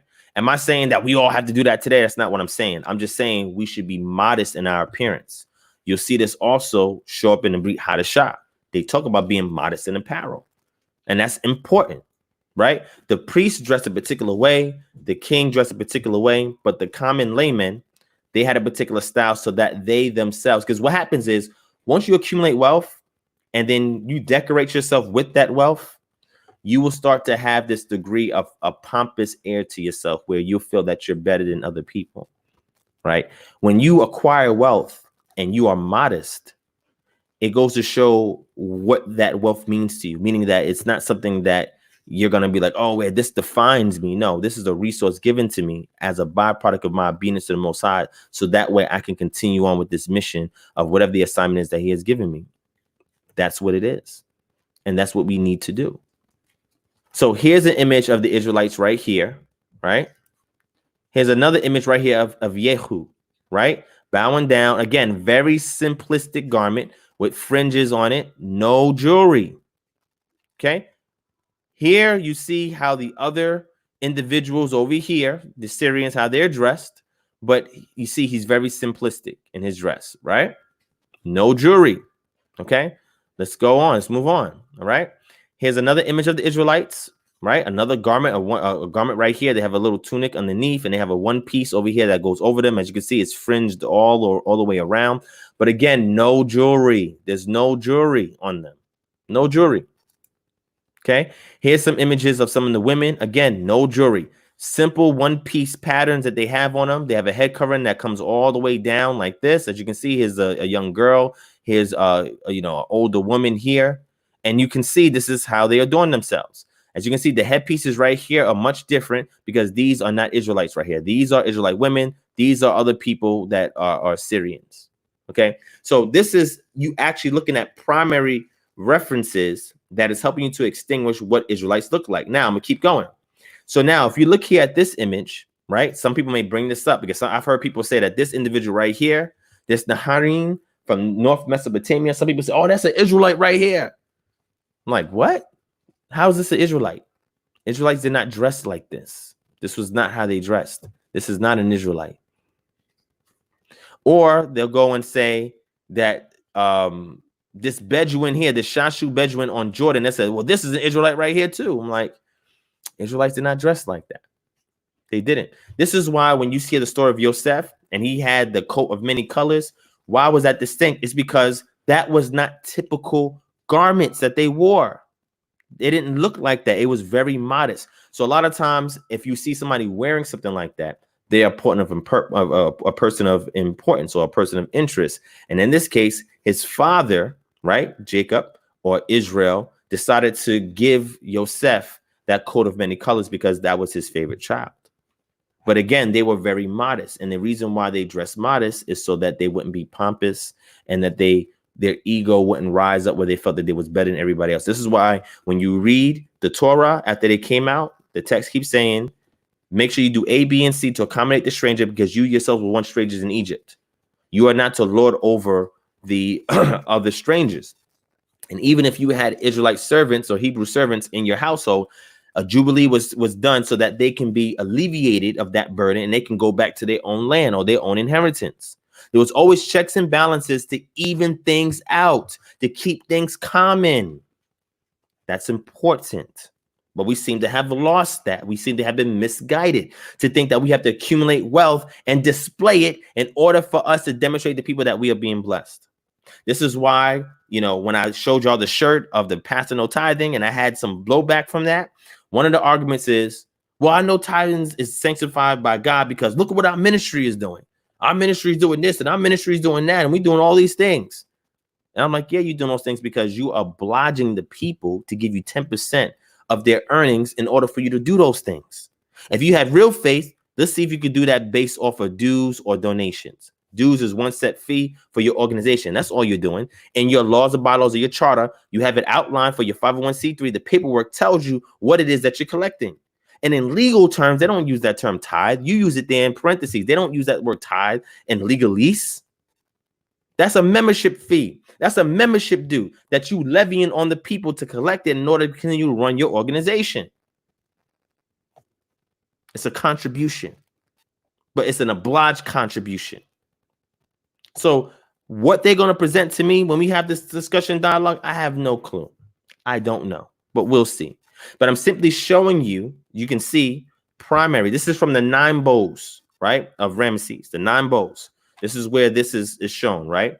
And 9 bowls is believed to be the 9 major ethnic groups in which, the Nisut BT or the king of Egypt, Misraim, was exerting his authority over, right? These 9 bowls or 9 ethnic groups of people. This is not all the ethnic peoples. There was so many ethnic peoples. They didn't represent all of them, but these were the major ones that was a thorn in the Pharaoh's side, all right? And that's why we're looking at these. That's why I'm showing these to you. All right, we see some more individuals from Crete, Cyprus, Anatolia. They're right here. And as you can see here, these are other Nubians from different areas. You have the Nubians from the eastern desert hills, northwest Red Sea. You have the ones from Eritrea, Ethiopia, Sudan, which they say Eritrea, Ethiopia, but it's mostly the Sudan, right? So we see these things. So when you see this and people say, oh, these are Israelites. These are Israelites. Look, they're white and they look like this. They say all this crazy stuff. And you're like, no, let's deal with ethnic markers. This is not what Israelites wore. And Israelites didn't have jewelry, and Israelites typically didn't depict themselves with this or that. You have something else to equip yourself with when arguing against them. And when you see people cleave unto Egypt, like, oh, Egypt is the greatest thing. Oh, look at the pharaohs and all of that. Let them know that that was only representative of 1 to 2% of the entire society. You think everybody in Egypt lived like the pharaoh or the Nisut or the king? You think everybody lived like that? There's no archaeological data to substantiate that everybody lived like that.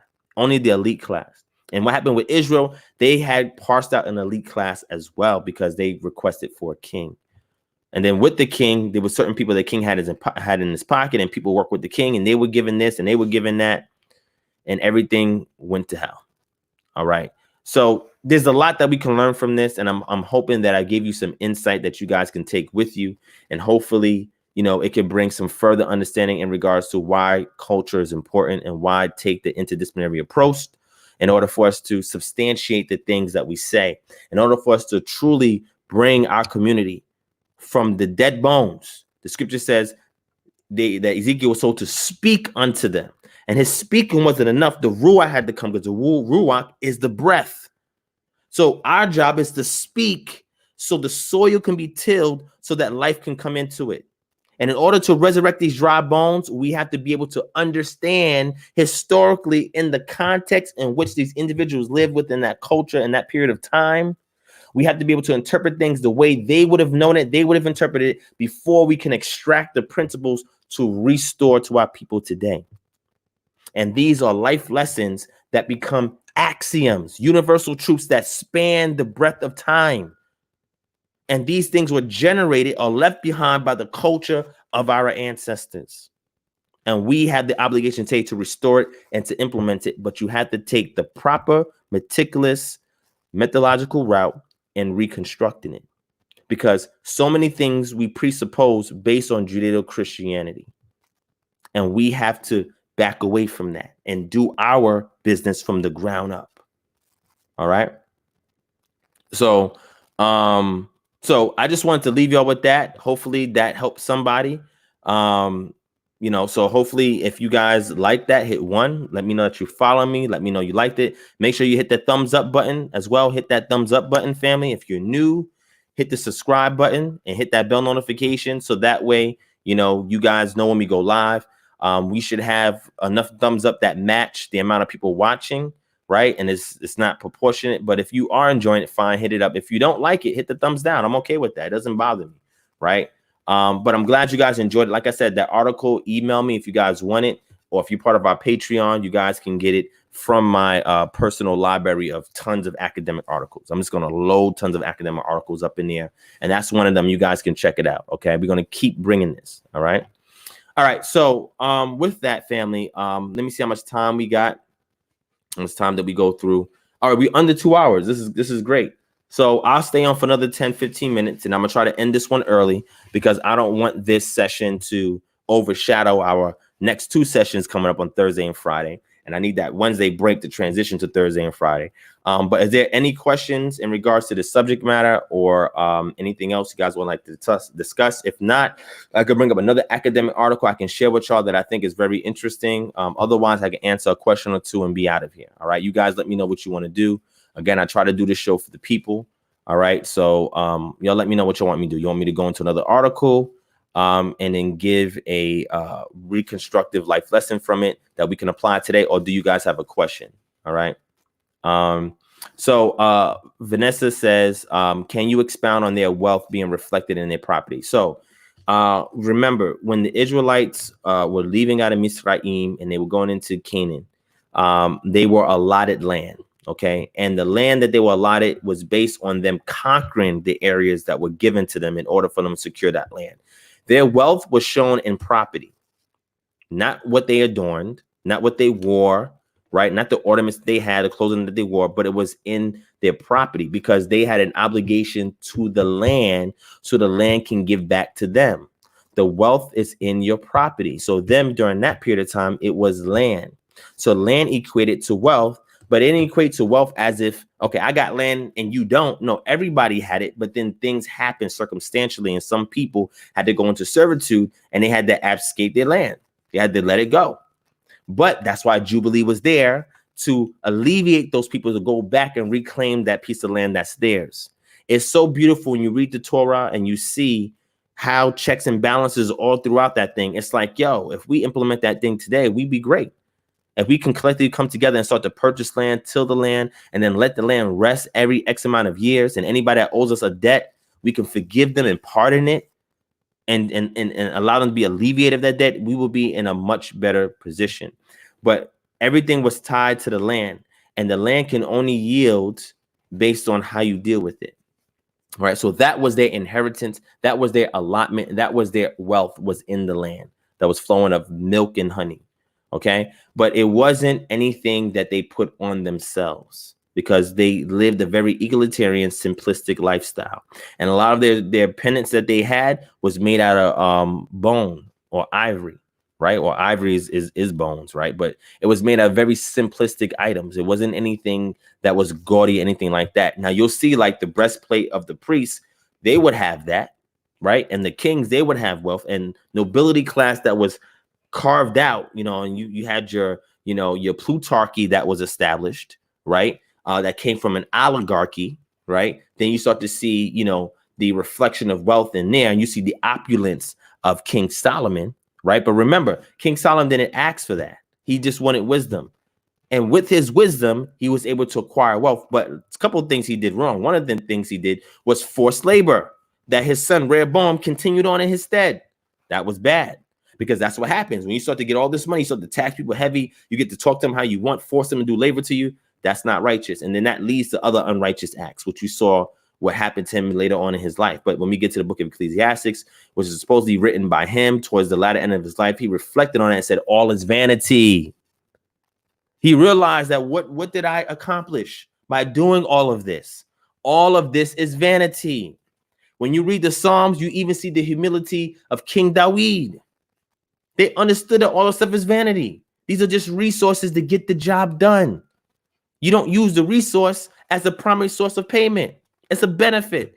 I tell people all the time, how many people are going to go work for a job that's only going to give you benefits and no pay? Who's going to do that? The pay is the relationship, right standing with Yah, and to keep his statutes, laws, and commandments so you can have long life in the land, so he can protect you. He can provide for you.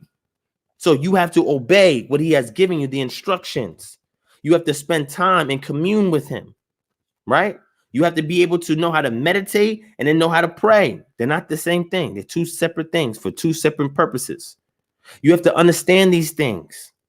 And then if you need something, and Yaakov or James said it best, you know, when it says you have not because you ask not, whatever. And it says because the things that you ask, let's get the scripture. I don't want you to think that I'm talking out the side of my mouth. Let's get the scripture, right? All right. Let me get it for you real quick. All right. Let me get James.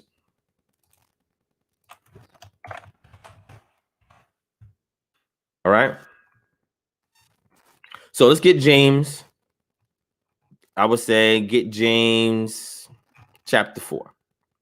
Okay. So James chapter 4, verse 1 says, what causes quarrels and what causes fights among you?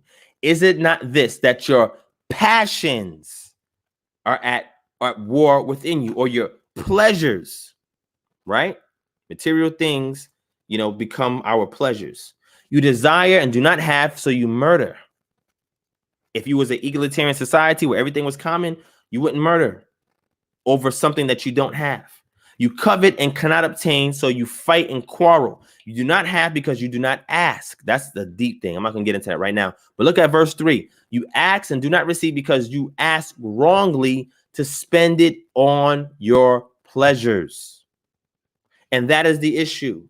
When we pray to Yah and we ask him for material things, a lot of times we don't get it. And if you do get it, watch this. If you do get it, if that's the primary reason why you're seeking him, then it's not him giving it to you.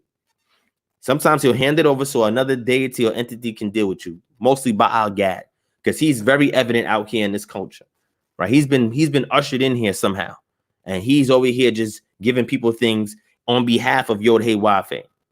Yod Hey Wafe said, yo, I'm not going to, what you asking for something for you? No, you ask him, what is my assignment?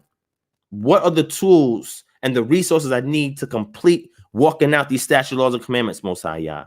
In order for me to do this, as the Torah says, I need access to these resources, Yah, because I only want to please you with my actions. And the resources I get is only there to help me to continue to please you, not myself.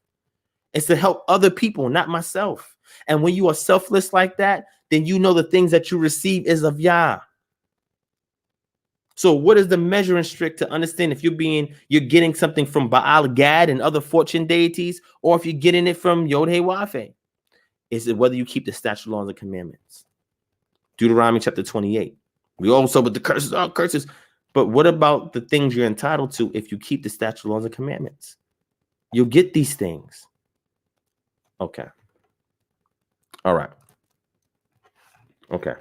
Shout out to Tony O for the donation. Thank you. I appreciate that. All right. Let me see. All right. So LLKLKIFY says, giving your non-monarchical perspective. I don't know what you mean by that. You know, I am in the same site that Samuel and the Most High had when the Israelites came and asked for a king. So what happens is the king became the downfall of Israel, but it was the same thing that Yah's going to use to restore Israel. The same thing that they asked for that brought them down to their doom is the same thing that's going to restore them. And it's interesting because we have the P. Amherst 63, which is some manuscripts, papyri that we found in Elephantine Island. That reflected the northern tribe Israelites that lived there, because that was a mercenary, enclave that was there.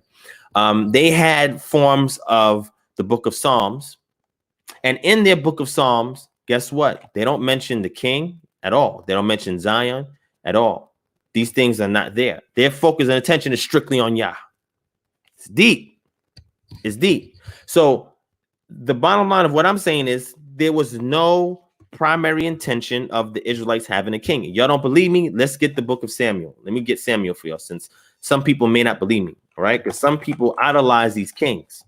I don't know why you idolizing these kings. I have no clue why you're idolizing these kings, but okay, whatever. Y'all can idolize these kings all you want, right? So let's get to 1 Samuel chapter 8, verse 1. All right, let me bring it up on the screen so that we can read it together as a family, because that's what we are here. We are family. Let's read it. right? When Samuel became old, he made his sons judges over Israel. The name of his firstborn son was Joel. The name of his second son, Abiyah, and they were judges in Beersheba. Yet his sons did not walk in the ways, but turned aside after gain. They took bribes and perverted justice. You see that? When you are trying to acquire wealth, this is what happens. You have no integrity. Your character is shot, so anybody can buy you. Then all the elders of Israel gathered together, came to Samuel at Ramah and said to him, behold, you are old and your sons are not walking your ways. Now appoint for us a king to judge us like all the nations. And the thing displeased Samuel when they said, give us a king to judge us. And Samuel prayed to Yod-Heh-Wav-Heh. And Yod-Heh-Wav-Heh said to Samuel, obey the voice of the people and all that they say to you, for they have not rejected you, but they have rejected me from being king over them. You see that? They rejected the Most High from being their direct king because they were supposed to have a theocracy where he's the king. They rejected that and they want a physical king. According to all the deeds that they have done from the day I brought them up out of Egypt, even to this day, forsaking me and serving other gods, so they are also doing to you. Now then, obey their voice. Only you shall solemnly warn them and show them the ways of the king who shall reign over them.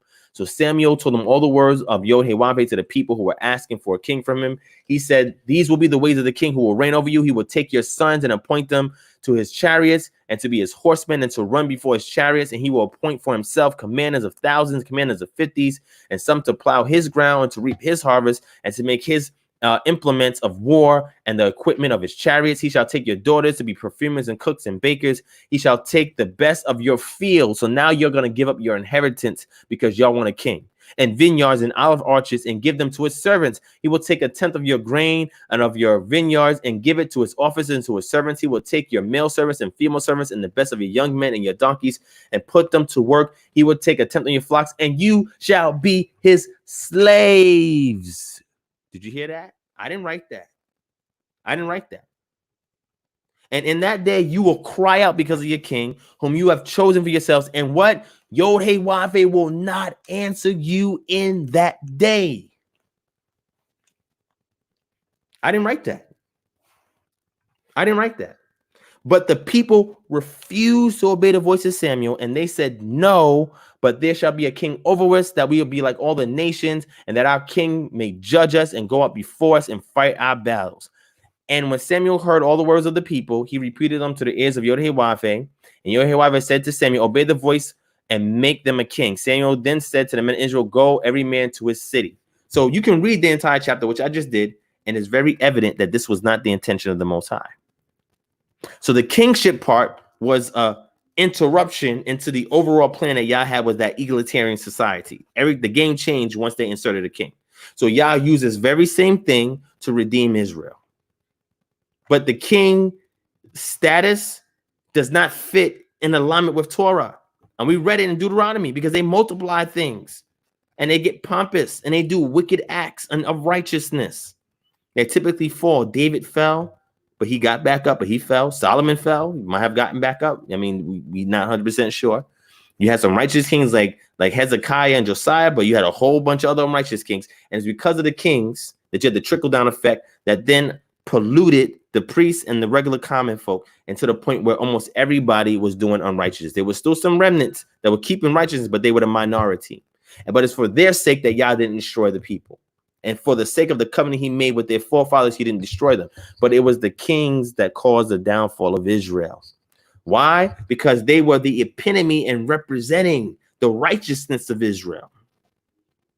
This is why they were supposed to have Torah. There's no way you could be a king and have all this opulence and wealth and so forth and still be humble. At some point in time, you're going to be corrupted by it.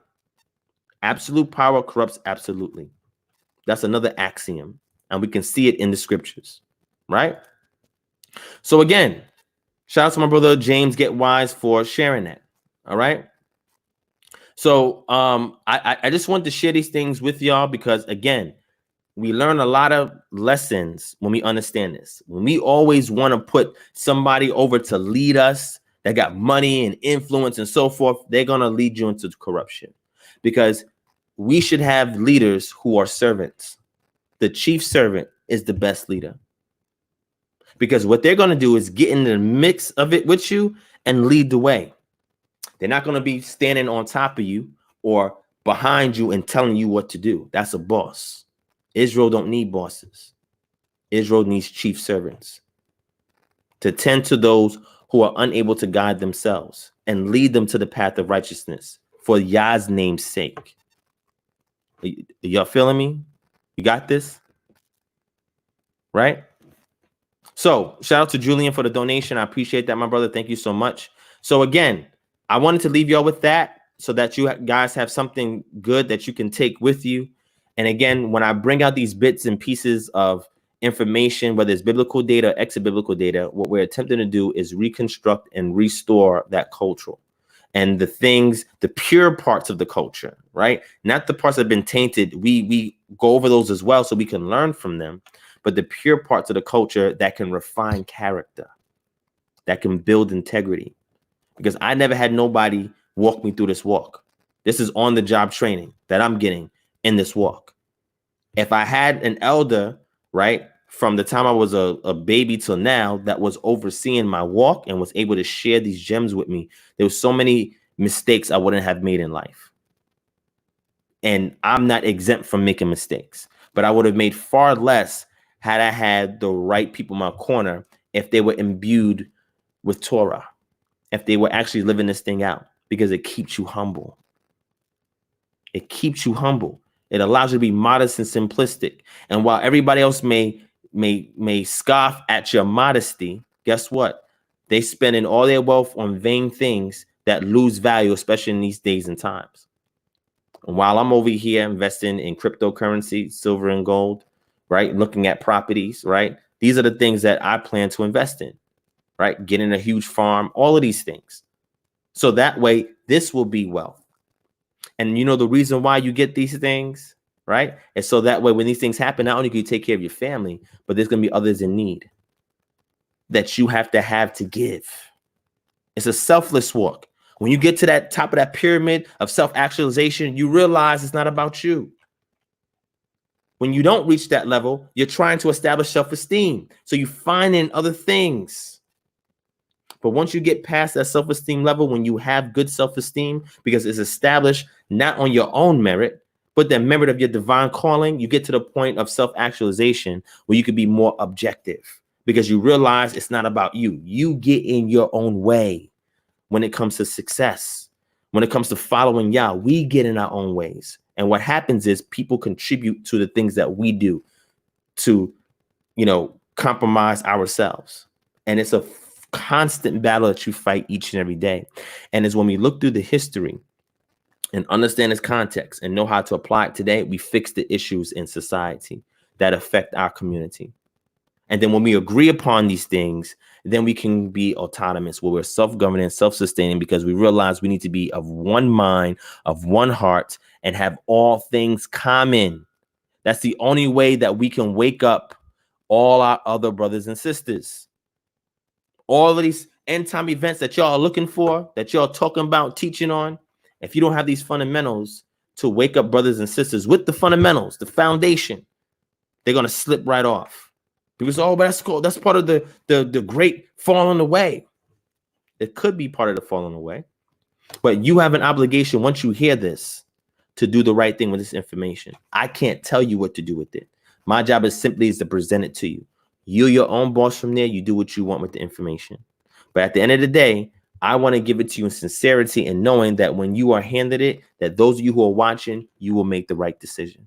And if there's any children that are here watching it, Torah tells you very specifically that in order for you to enjoy long life in the land, you must honor your parents. How do you honor them? By bearing their burdens.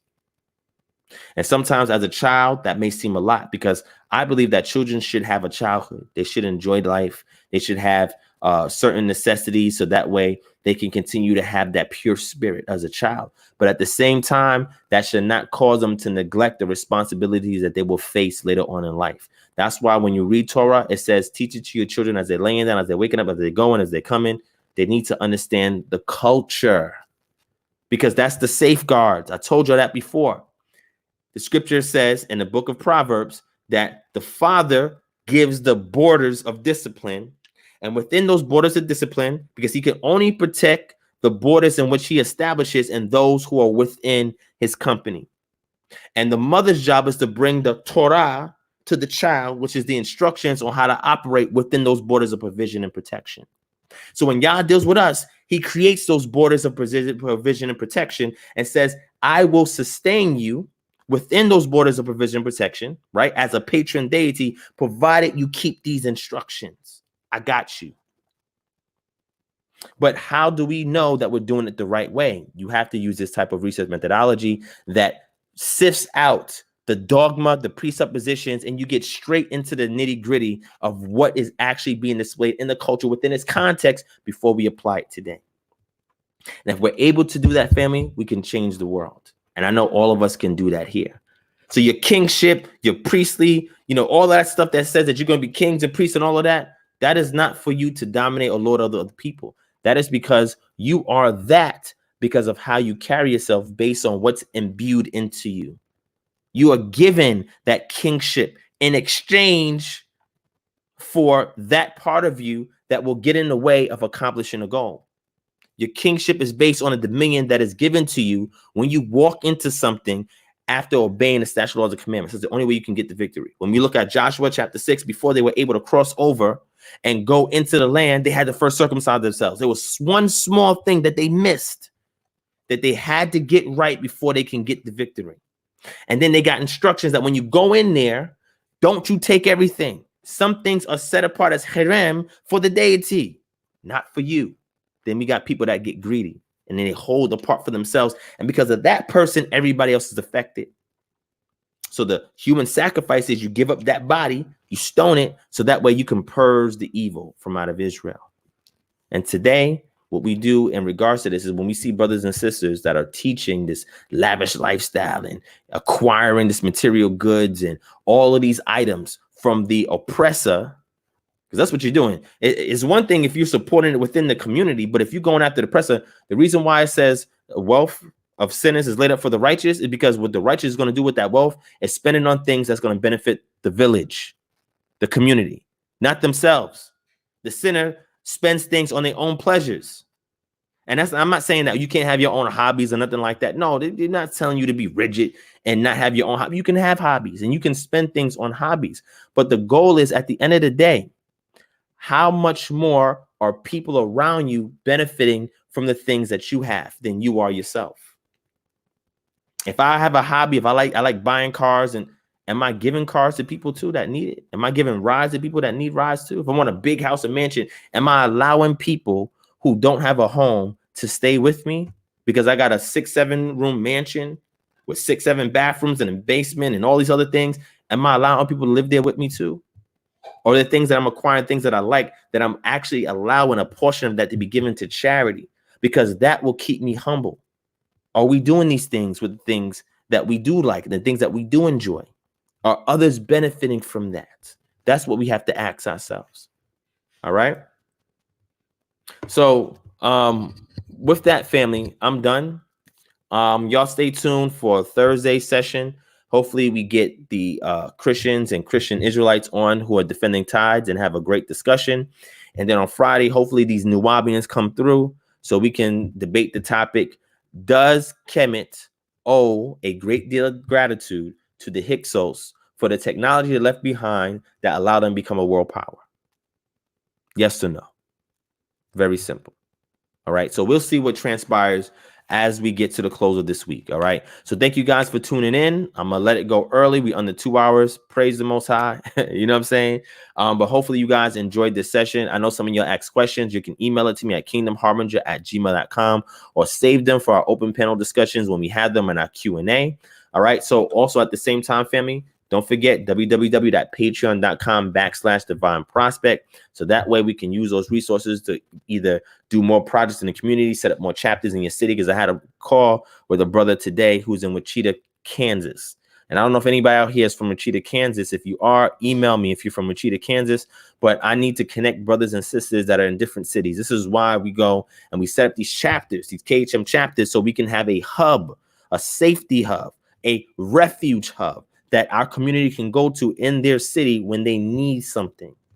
And you guys make it possible when you guys give.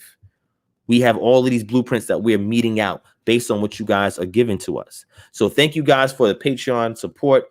And if you're not signed up for Patreon, you can. It's up to you. If you can't do it, it's fine. We have our employment services by means of Jubilee Manumission and Natural Path to Eden. We give you $10 or $20, $10 if you want to join our affiliate program, $20 up front if you want to be a consultant, and then you can work and you can raise the funds that you can then cycle a portion of it into the organization and use the rest for yourself. Churches don't do that. They expect you to give 10% up front and say, if you don't do that, God's going to send a devourer. Well, if you look at culture, you know that devourer in the text is talking about locusts and grasshoppers. We're talking about, oh, it's going to open up the windows of heaven. It's going to rain. That's talking about rainfall. It's not talking about, oh, you're going to have all this money raining on you. That's not what that means. See, they take things out of context. So we need to be of one mind. And in doing so, understanding the culture will help to anchor us, right? That imuna, that anchor, that steadfastness is based on the culture you stand on. And when you are flat foot on it, nobody can move you. And all of you have the capacity to do that. It is in you. That's why you're here. We're not here just for no reason. So we want to be the hub to connect all of our people nationwide, internationally, with the same mindset so we can get the job done. We're not just going to sit here virtually and just talk you to death. We're actually going to put the hand to a plow and get that work done so we can establish the kingdom and wake up the dry bones and speak life into them. Everybody here has that ability to do that. And if you don't know how to get it started, you can start with a simple T-shirt. You know what I'm saying? So anyway, family, much love, family. Clarence, yes, it can. It can. All right. Much love, family. And again, email me if you have any concerns. Anybody, if you need any funding, right? Any money, right? We're raising money so we can give it, right? We're not raising it to hoard it. We're raising it so we can give it. So if you have a need, it's okay. Email us, kingdomharbinger at gmail.com. It's completely confidential, right? Whatever request that you have, we'll do our best to take care of it. And if you have a need, if we have it, we'll give it, right? And again, nobody has to know unless you want to share it. It's up to you. But at the end of the day, this is what Torah looks like, right? It looks like the beneficiary of the community. They benefit vicariously through the works of the chief servants. I didn't ask for this role. I never in my life wanted to be in leadership. You know why? Because too much comes with it. And I've experienced so much that made me give up so many times. And this is something I even fight with. I say to Yah, I don't want to do this. Why do you have me doing this? Sometimes I have to talk to Yah about that. And he has to, you know, encourage me and say, look, you're doing this because there are things that only you can accomplish. And I realize that in everybody's life, there are things that only you can accomplish. People that only you can reach. Tasks that only you can fulfill. All the things you learned in the secular realm are to equip you for the spiritual realm, or to equip you on this walk, in this truth, in this journey. Never count anything for naught. Everything that happens, good, bad, or ugly, is indifferent, because synergy is the sum of all parts, good, bad, and ugly. And without synergy, you cannot make progress. Let me stop there. Let me stop there.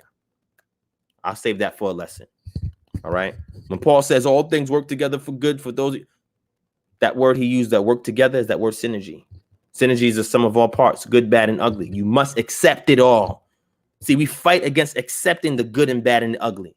We fight against it. But without it, you cannot have synergy. That synergy is what aligns you with the Most High. Somebody's going to get that. Somebody's going to get that. Somebody's going to get that. All right, I'm done. Let me stop there, man. Shout out to my brother Azaziah Ban Yahawada in the building. My brother Kindred Messenger KZ. What's going on? My brother Clarence Walsh. What's going on? My sister Adaya Yisrael, Ricky Stansbury, Lawrence Jones, Frontline Judah. What's going on, family? So let me go ahead and cut this, family. My brother Joseph down on the building, Donnell Jones. Thank you for the donation, Julian. All right, let me cut this short, family. And again, hopefully something here helped you. Shout out to Millie Love and Dale H in the building.